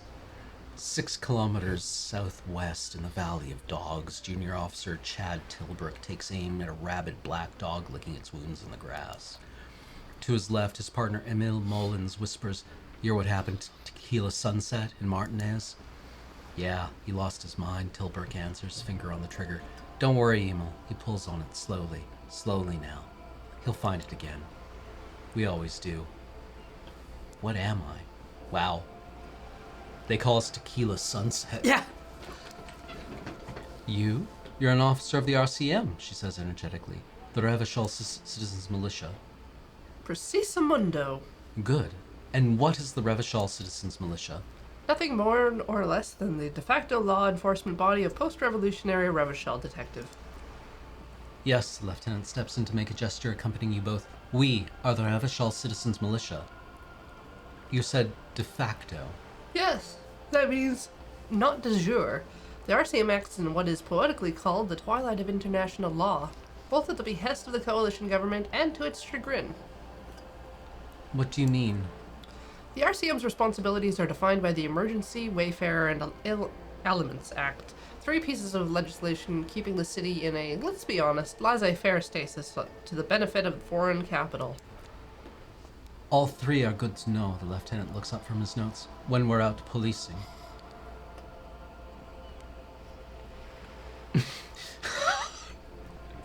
So I'm basically a thrall to foreign interests. There's nothing basic about your role, detective. It's true that the RCM keeps everything the way our seemingly permanent provisional rulers like it. She leans in. Yet, on the other hand, I know these people. I deal with them daily. Let me tell you, dear, they are not fans of you. Why? The post-revolutionary decade was a disaster for the coalition government. Revachol in the 20s was hell, especially on the west side of the river. Gang warfare, a botched privatization scheme, a nuclear pile meltdown. They called it the International Zone because no nation wanted to claim responsibility. The RCM restored peace where the coalition failed. A true blue citizens' initiative, she smiles. They will never forgive you. That's somewhat of an exaggeration, the lieutenant interjects. In reality, ours is a mutually beneficial agreement. Revacholians get to keep the peace in Revachol, and the coalition doesn't have to worry about it. He coughs. Anyway, sorry to intrude. Please continue. Yes, Lieutenant. Permit me to conclude with this. Who you are, to me, is the police, the only legitimate law enforcement authority in Revachol. Back to those basic terms of saying nothing. Thank you, ma'am. If those authorities drink so hard they need help recalling the basic terms of reality, well, I'm here to help. She bows and smiles. Will Kim be disappointed if we keep talking to her? I don't know. Oh. Ooh. Oh. Yeah. No reason not to. I don't want to embarrass myself in front of Joyce.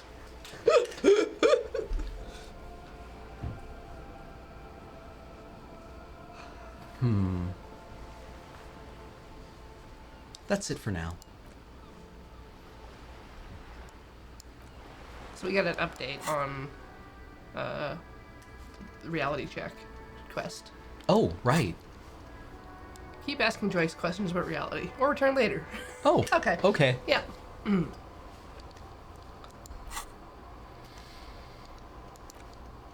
Revachol Special Administrative Region, Le Caillou, the Insulindian Ocean, Coalition Government, Insulindian Mission Command. Name after name of none of them is familiar. They seem real, but something is wrong. We feel like a kid looking at stickers on the fridge. Throuvan, the Apricot Company, World Games 34. You can almost see your hand reaching out for them. Scratch at the corners, see if they peel loose. This feels like the most important of all thoughts, the one you must truly complete.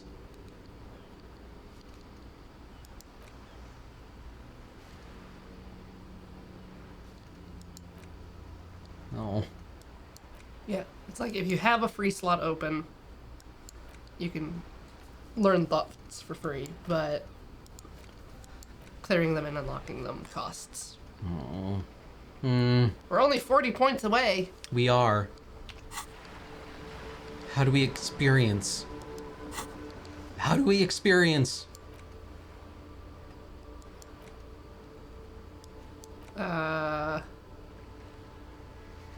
We can talk to more people.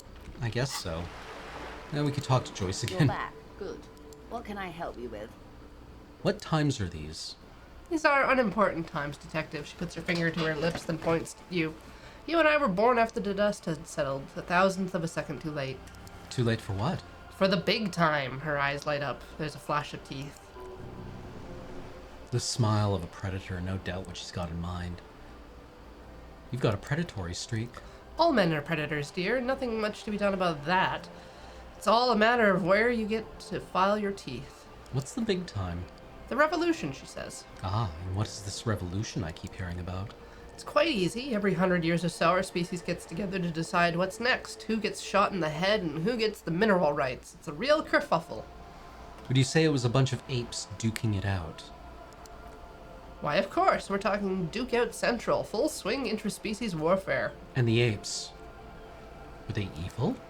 No, I would say the apes were neutral. She looks at you, her gaze sharp. Okay, neutral. On the other hand, she turns north to the bombed-out buildings lining the waterfront and shivers slightly. Who got shot in the head?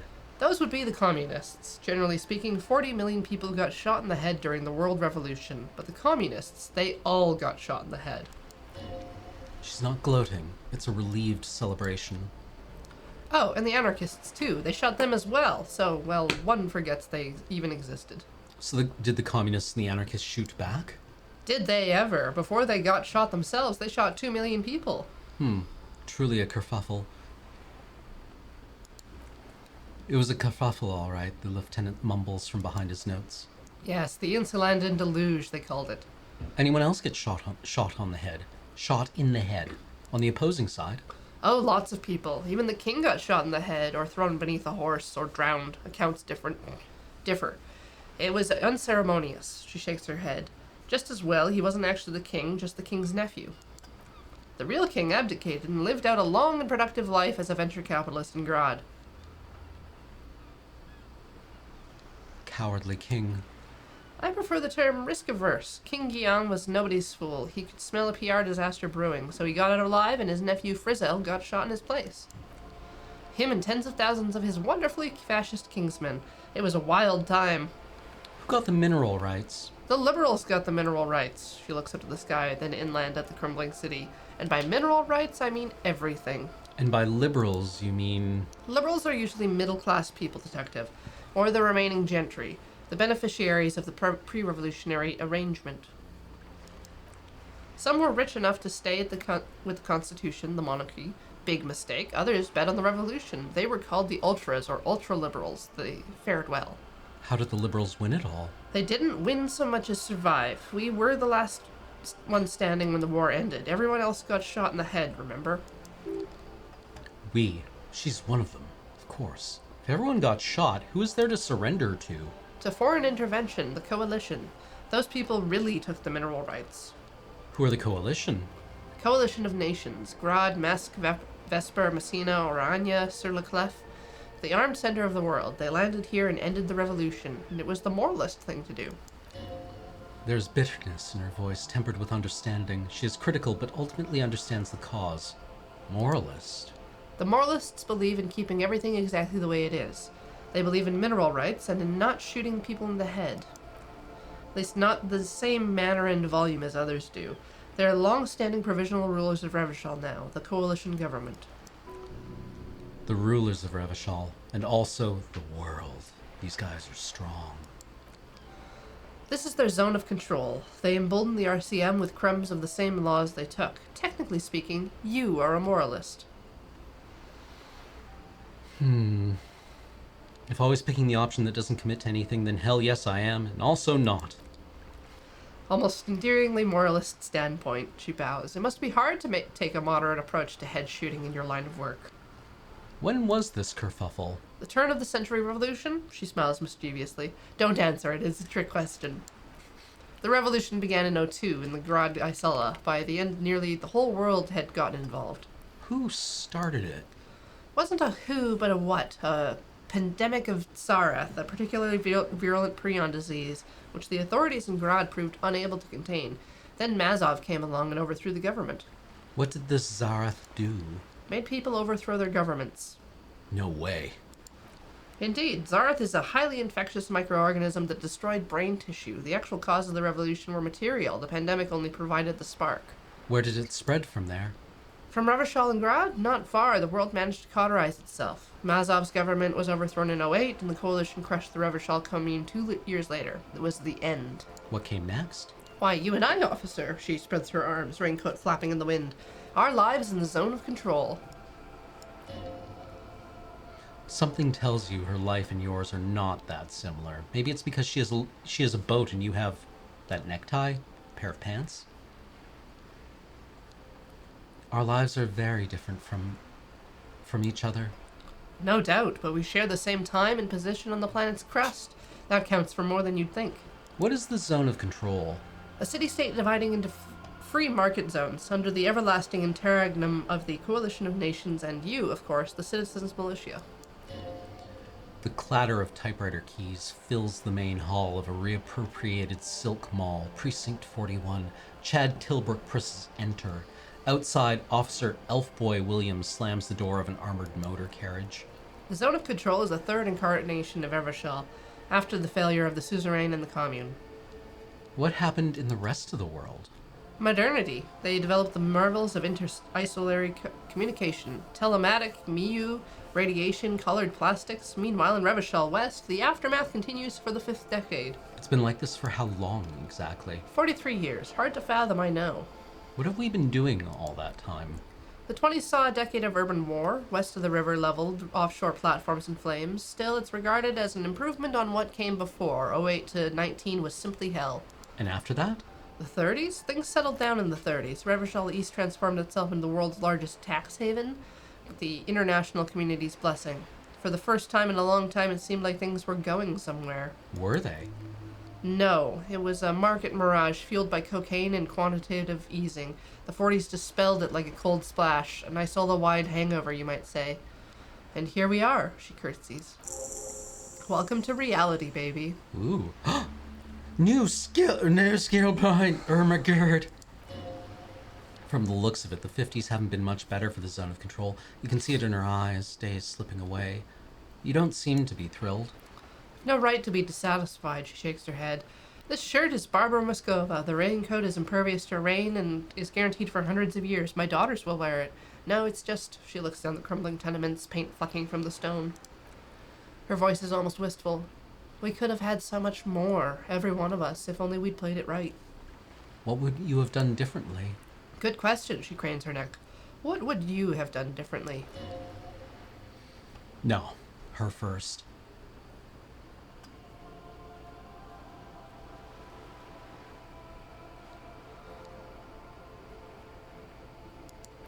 I asked you. And I ask you, castless detective of the Citizens Militia, what insight has acute encephalopathy given you? Here's some wisdom, lady. Say the death thing.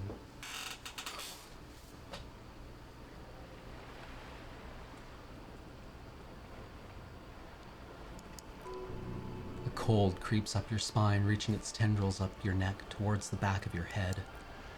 So, a quarter of humanity, she calculates, simply lost their minds, and how would you stop a prion, a complex folding protein, unlife, with a technology 50 years ago? Okay, maybe it's possible. What happened had to happen, and always will.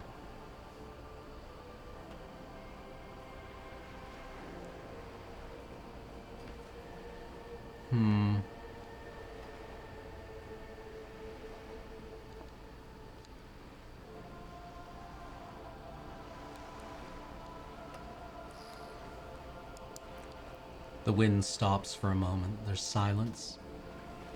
The world's most laughable centrist. Chivo! Oh! A dog barks, gunshot echoes off the walls of some distant building, a woman's voice. There's peace in the heart. Good hygiene, really. A very moderate solution to an extreme problem.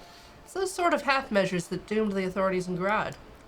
When they failed to step up, Mazov and his party stepped in. In this particular case, maybe a more robust state response might have been appropriate. The lieutenant puts down his notes for a moment. Opinions expressed here do not reflect the official positions of the RCM.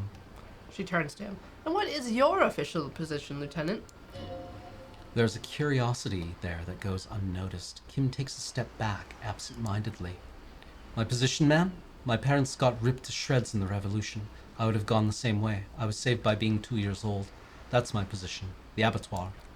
Understandable, she nods. That's enough about the times. They are what they are. Who knows? An afterbloom may yet come. Anyway, enough sentimentality. Is there anything else you want to know? Not so fast. Who is she in all this? Ask her who she is. She owes you an answer. I want to know what you are. She won't maneuver her way out of this one.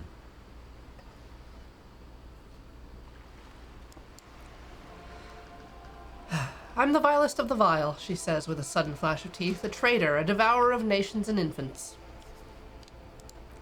I'm an ultra. It's sharp. Dios mío, a liberal.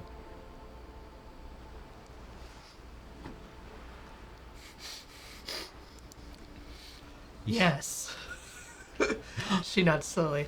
I am the nether creature of the forbidden swamp. I pushed the king under a shit wagon and betrayed the revolution. My kind surrendered the nation to financial colonists. I can see you thought we'd gone extinct. After all, no sane person identifies as an ultra-liberal anymore. Not in broad daylight. She looks into your eye. You're a centrist at heart, a real moralist, no. Tell me, now that I've uncoiled myself, do you find me frightening? In her green eyes, you see a mixture of truth and self-satire, decades of guilt and pride. Forgive her, but only because you like pearlescent teeth and those light green eyes. I forgive you, but only because you're charming. A duel, she pronounces, who being of great charm and guile sneaketh into the homes of the godly. Vile duel. I hope so. I hope we are able to continue as friends despite my scaly bulk, and the insanity, bloodshed, and transfer of wealth that took place here. It was not the plan all along. When the dust settled, the liberals were the only ones left to clean up the mess. By virtue of their survival, they were handed enormous power to shape the future. She turns her gaze to the Delta. This was all our last generation managed. What would you have done differently? With due respect to our overlords, the eternal caretaker government that keeps Martinez a monument to the efficiency of its artillery. While a gentle wind sweeps the streets in the rebuilt east, light drizzle washing it clean, lights go up and motor carriages circulate the tracts. I would not have relinquished sovereignty to the coalition, not here in Martinez, and not in the Stella Maris or Delta beachheads either, if not for my own sake. Then for my daughters. We had an obligation to defend our sovereignty. We should have burned the Holy Sola down rather than let them have it. Dark orange flames reflect in her green eyes, an oil fire on the ocean. You're a smart woman. Perhaps, her earrings chime as she nods. My intellectual vanity will be my undoing. You're a patriot? Yes, I suppose I am, but I wouldn't be a patriot anywhere but here. Seditious talk, man. Kim puts down his notes and gives her a look. You have daughters. Yes, whatever else I am, I'm also a mother and a wife. She closes her eyes, then opens them again. Now, shall we return to reality? What is this? A bird? She tilts her head. A sphenicid? A flightless bird of polar regions? I meant, what is this place here? Ah! She spreads her arms almost as wide. This is the Pierre of Rue de Saint Ghislaine 33A, where the tenants have been kind enough to rent me a slot. Or two. What is the Rue de Saint Ghislaine 33A? A pre-revolutionary tenement. Old buildings are called tenements, you see, and new buildings bâtiments, after les bâtiments nouveaux. But 33A and 33B are not nouveaux, they're old. She looks up the crumbling facade. This one used to be 8 or 10 stories tall, a real high-rise by the standards of the last century, built to mirror the skyscrapers across the bay in the Delta. That was before the war, of course. Who lived in them? Mostly the urban middle class, I believe. This was once primo real estate, before the cannons lopped 4 or 5 stories off. Splat, splat. From a dilapidated balcony, Cindy the Skull gives Joyce the evil eye, her red paintbrush held to her throat.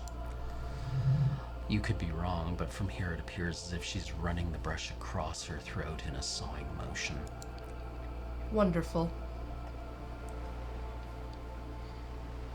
What is that? The girl in the old lady rags? Yes. Looks like a sullen and rebellious member of a teen infraculture. Infraculture. Yes, you and I belong to the superculture. We're common the herd. The music on the radio, the food in the chain restaurant, those are all too popular for the girl in the old lady rags.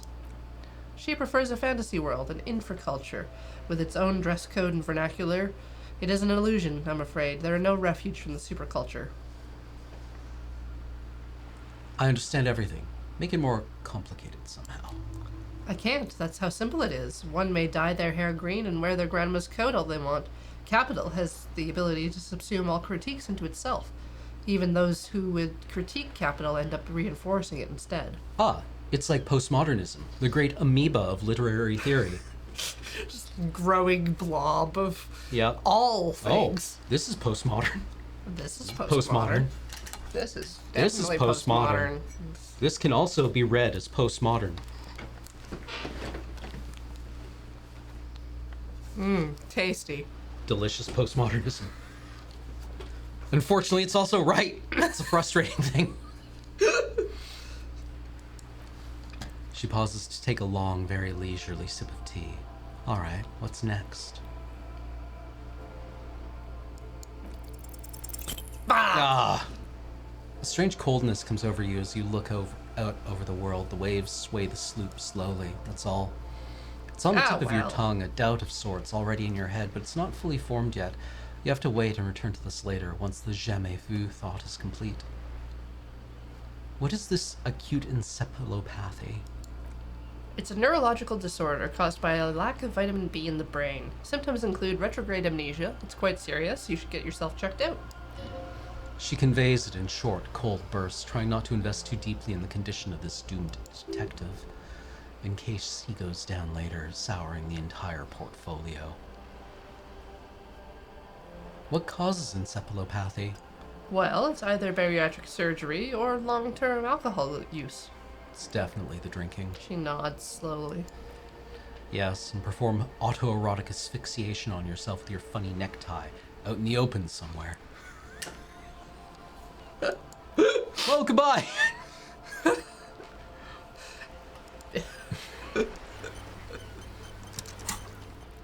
Skill point.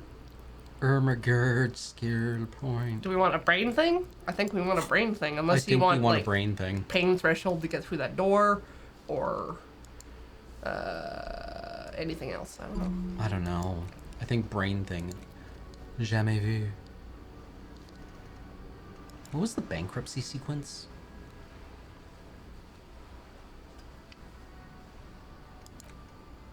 I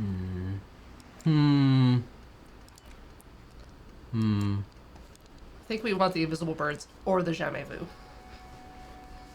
Let's do jamais vu. Alright. Oh yeah, we could have also tried logic for getting through to Thomas Hardy. Yeah, but Or Titus Hardy. yeah. Sorry, cop. Oh my god. We're only getting more and more sorry. And we're definitely communist. And moralist. Oh, do we suck? We suck. At least we're not boring. Zero apocalypse cop. I need to try an apocalypse cop run. Do we want to take another quick break? Sure. Okay, let's take a quick break again, and we'll be back in 5 minutes. Sure. All right, see you shortly, chat.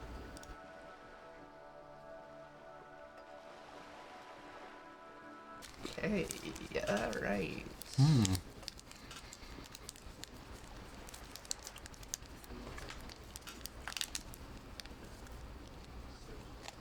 Delicious ovo maltine. Ovo means egg. Malt means burnt. Some kind of burnt egg treat. Ooh. Ooh, it's snowing. How was the Coke? We don't do Coke.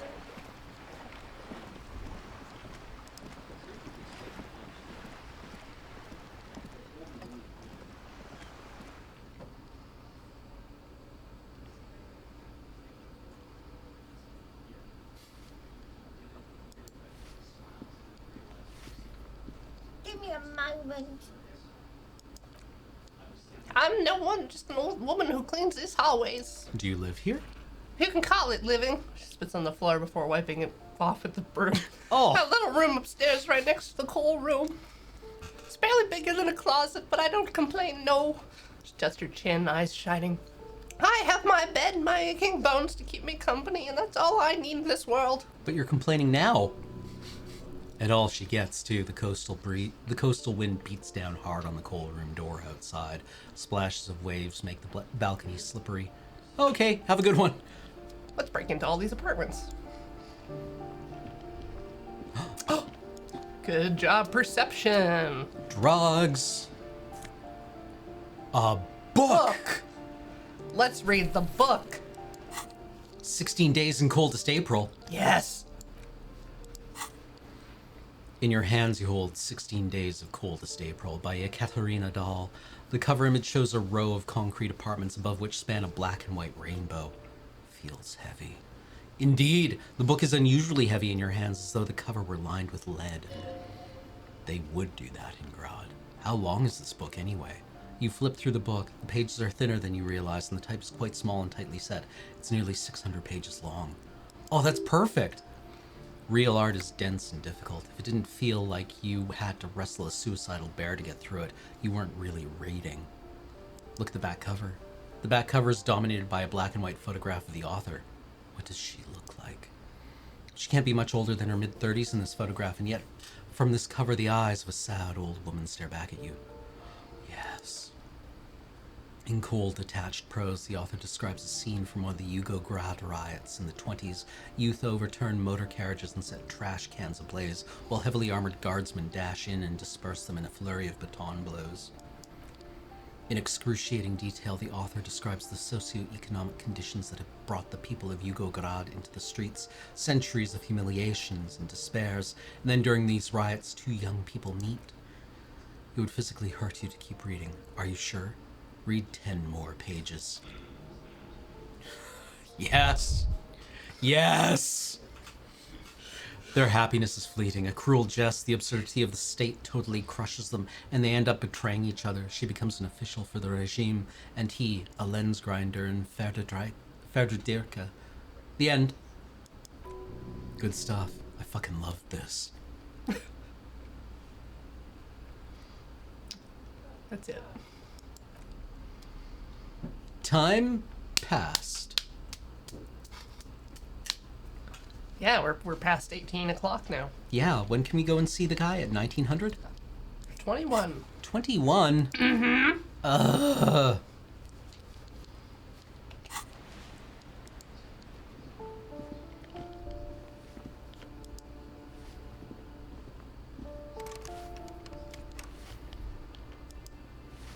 What if we ask her about the apartments? Give me a moment. Do you know who lived in the foreclosed apartment? Hell am I supposed to know?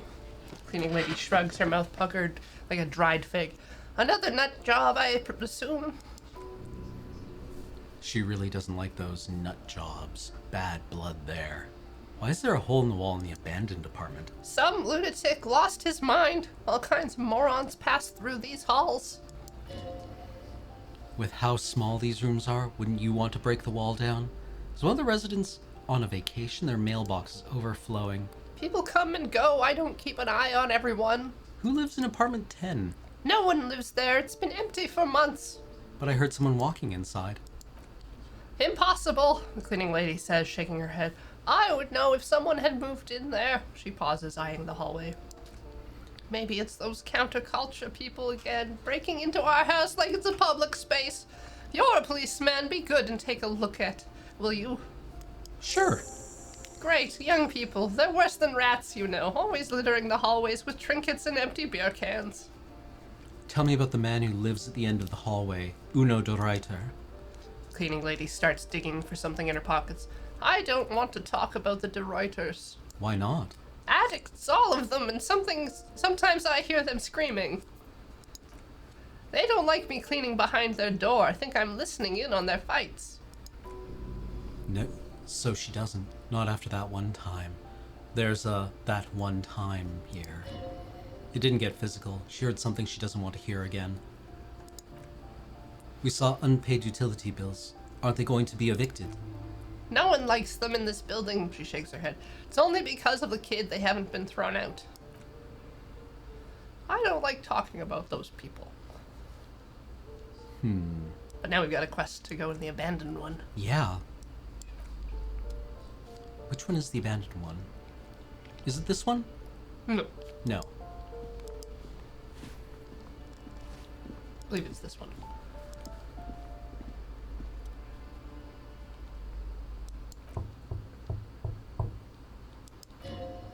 You can feel tension on the other side. Sounded like a woman's shoes. Knock again. This is the police. Open up. Who is it? Do I have to open the door? Hear the clacking of heels again as the other side walks up to the door. Her tone is now getting a defensive edge.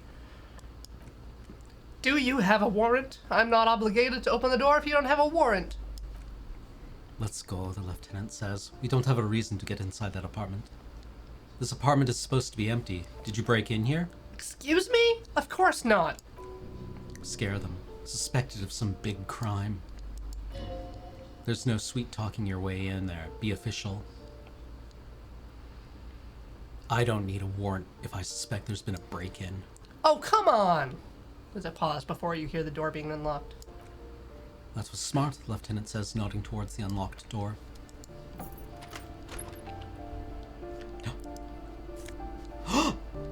Wow! We can buy some literature.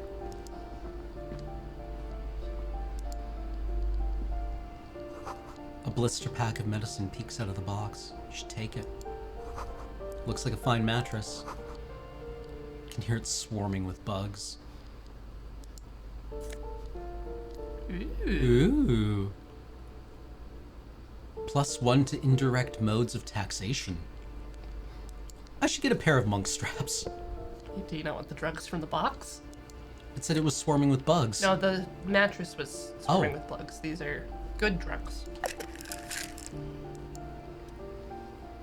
Real estate agent. Satisfied? My name is Marielle Charpentier. I'm an agent with Martinez Reality Associates. I am not breaking in, as I have every right to be here. Keys, you see. She jingles a set of keys in her hand.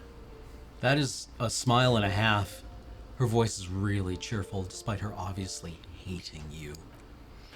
Do you want to see my ID as well? You can't legally ask for it, but why not? Want to see my residence permit too? She fumbles through her purse, fishing out a light paper-clad passport.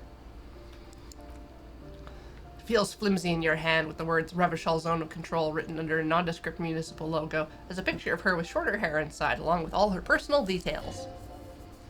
Be friendly. Nice haircut. Thank you. She slips the passport back into her purse. Do you have any questions? I need to be back in Midtown in an hour. What are you doing in here? She sighs and looks around. I need to get ready for the next lease, but as you can see, the previous tenant completely trashed the place. Reprehensible. Who lived here? It was some kind of moribund old man who used to be a business owner. You'd think they'd make rent. She stops hesitating. But that was months ago. Anyway, was there anything you wanted, or is that it? I'm in a hurry. Who lived in the foreclosed apartment down the hallway? Oh, that's another huge mess. The former tenant owes us 3 months of rent. 3! Closed the apartment and planned on auctioning off the valuables, but... And again, I have no idea how stupid mistakes like this can even happen, but Ron, when he came to close the door, didn't close the neighboring door, and there's a hole in the wall. A hole in the wall, can you believe it? She spreads her hand. And then the tenant ran off with his stuff. He's gone. The money's gone. Just like that. The sum must have been puny. Oh, it irks her, the incompetence.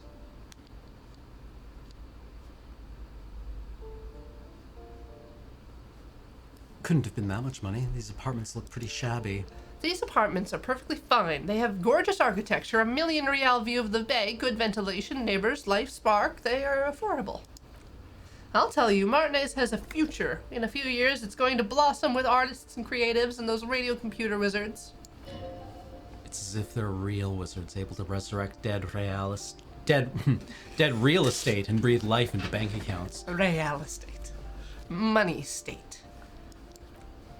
don't ask me what's happened with the wall. I have no idea how we're going to find the time or resources to fix it. Both apartments are now unrentable. Both! She's still shaking her head, manicured hands now crossed over her chest.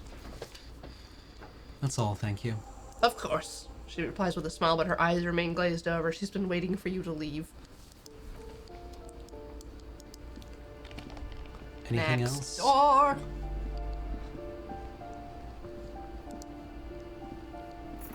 Top, slam. Them booties. Booties! Money in the boots. Money in the boots! Enclosed with a padlock. Examine the padlock.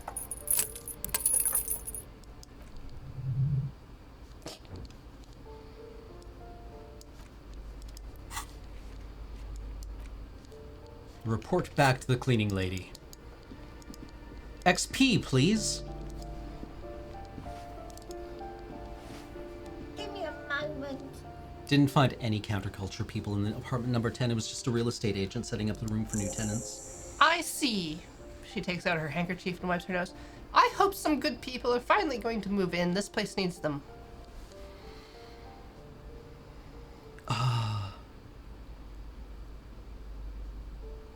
Radio computer wizards are coming. Oh, I do like wizards, she agrees wholeheartedly. And people like that in general. They have a lot to tell us about our fates. She means clairvoyance. Oh, goodbye! Wow, you work hard. I do? Oh yes, you hustle. You're a provider. It's tough out there, but you keep it real and provide. I guess I do. Yeah, thanks for saying. Oh yeah, like a horse, a workhorse, for hard work. What hard work do I do exactly? Look at yourself. You're a human pedometer. You must have walked 200,000 steps and down cracked asphalt, mosaic, sand, and linoleum after you reemerged. That is the sign of a hustler who never gives up. The world is harsh and people are evil. You didn't make it that way, and you won't let it break you. You ride. I fucking ride till I die, bitch! That's just what it's like, life and death, but you got gills on your side, baby. Got those black papers with the faces, the innocence on them. You bring in the Franco-Negros and the Solas. It ain't easy, but you do it day in and day out. You didn't make the rules, but you won't lose. You're a cop and a sprinter and a money printer. Yeah, I did take all those bribes. Yeah, I've made some gills, sure.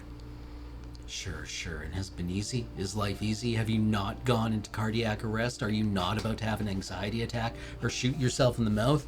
But you still hustle 24/7, ride or die. Now ask yourself, are you rich? No, I'm not. That's right, you work harder than anyone. You almost rode yourself to the grave and you're still practically a hobo. Why is that? It's because of that Gart guy riding my ass. But the immigrant cops have price dumped it.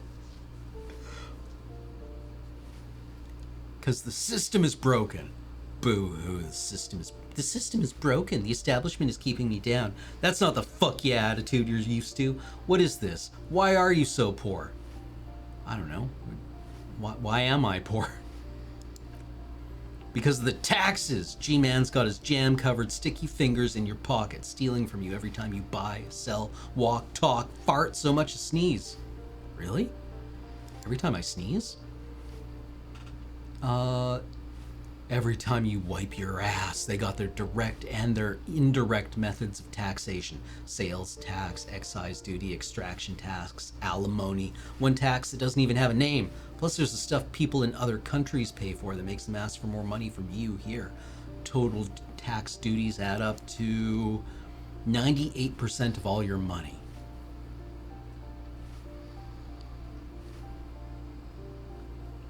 This isn't helping me solve my money problem, it's only making me into a free market type. What are you, a racist? Don't be a racist. Be a cool immigrant, ultra-liberal, free market advocate. Ride or die, keep it street. Go away.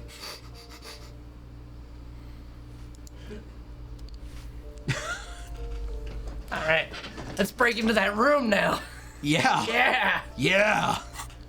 It's almost 19 o'clock. We got this. Nope, that's the wrong room to break into.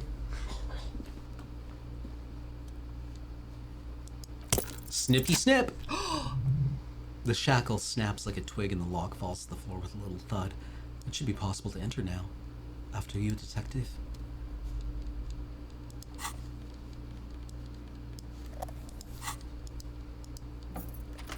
Ba-da-da-da. Flawless.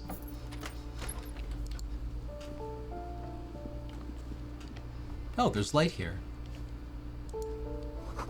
A flamboyant poster of a white star. Real lithography. Photo of revolutionaries posing with guns. Revolutionaries love to pose with guns. What about the desk? Ooh! 9mm bullet? Bullet! Saramisian lounge jacket. Yes.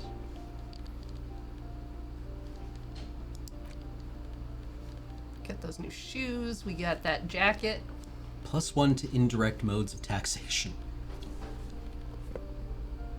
Conceptualization versus esprit de corps and shivers. Stylin'.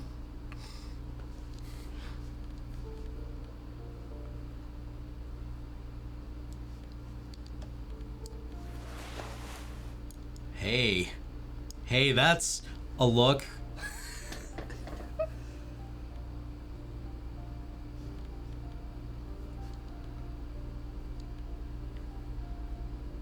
Disco ass blazer.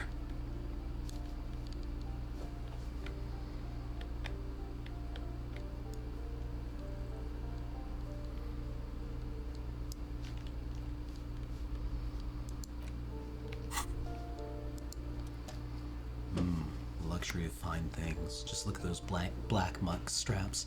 After spending an entire day hustling, who's to say that you didn't deserve a pair of ridiculously expensive shoes on your tired feet? You know, you're right. Beautiful things do make people happy. Beautiful things give you a rush. It's power, crafting your style, draping your flesh in silk and leather, deciding how to present yourself to the world. Remember, when they come to take it away from you, you worked for those shoes. Whether you like it or not, wearing those shoes has made you more liberal. Ultra liberal. The bust. Yeah. Bust of Krasmazov. A plaster cast depicts a middle-aged man with impressive sideburns. The name on the plinth reads Krasmazov. Kim, who is this Krasmazov?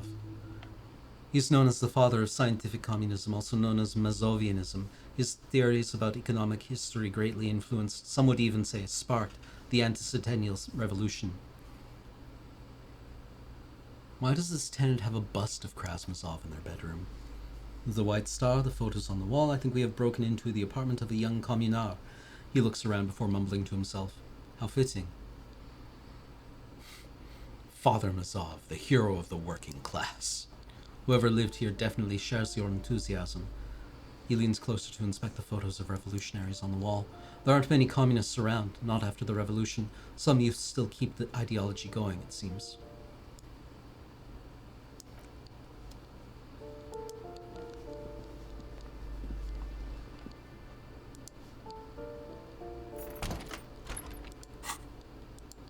Oh, we're close to a level up again.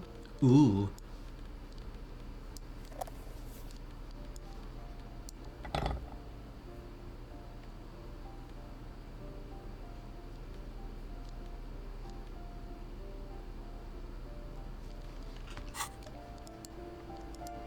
Something to look at in Kuno's dad's apartment. Is there? Yeah, it's just a little dot. Oh. It's one of the new perception orbs.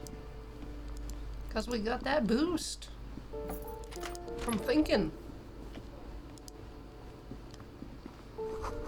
Kuno the writer is the name on unfinished homework. It's from 2 years ago. Oh.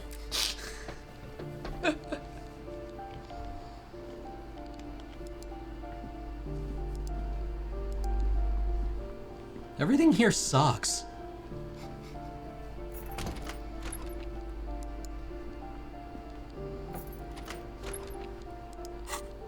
Nope, wrong thing. Wrong thing.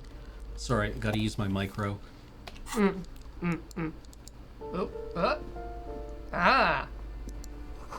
Moss crawls on these bathroom tiles. Actual moss. These shower curtains are covered in some sort of slime. Hello. Magnetism. Cheap wine! There's one more spot? Where? Yeah. Yeah! Oh, we rolling now. See, Ride or this just die. goes to show you, you gotta hustle every day. Just gotta get out there. Gotta get those gills. Alright. I think we're 5 minutes Looks like such a to dweeb. the end, so we could Thanks, subs. thank subs and try again next week. Yeah, we'll try to advance time next week. We're so close. I'm so bad at this game. I'm so bad at it. I just Actually, a lot of games have like a fast forward button to yeah. advance time. Do we have anything that advances logic? We do, for when we want to deal with Getting Titus to talk yeah. about Ruby, whatever. Alright. Alright. Booth. We're boofing now. Move to the booth.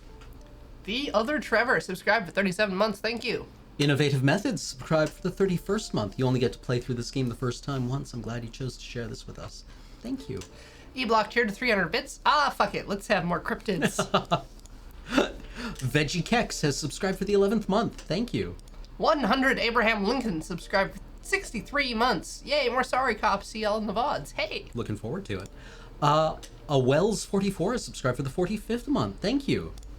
And Disco Elysium subscribed thanks to the Maricat. Thank Oh. you, the Maricat. Thank you.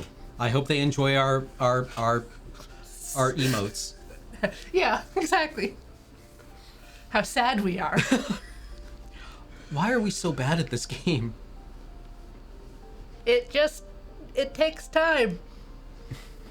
You gotta take time to make time. Like, Yeah. honestly, I spent a good portion of this game standing there interacting with a book, interacting with the book again, and then interacting with the book just to get time to like Just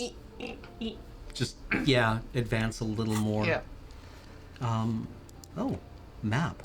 Backyard wall. Oh, okay. Yeah, that shows our white checks, and Okay. some of them at least will, if we buy the map, they'll show up the location on the map where the Oh, check really? is. Yeah. Oh, okay. That makes sense. You need a map to have a map. And Arconic Energy subscribed for 40 months. Have we discoed yet? We did. We just completed a disco. Mm-hmm.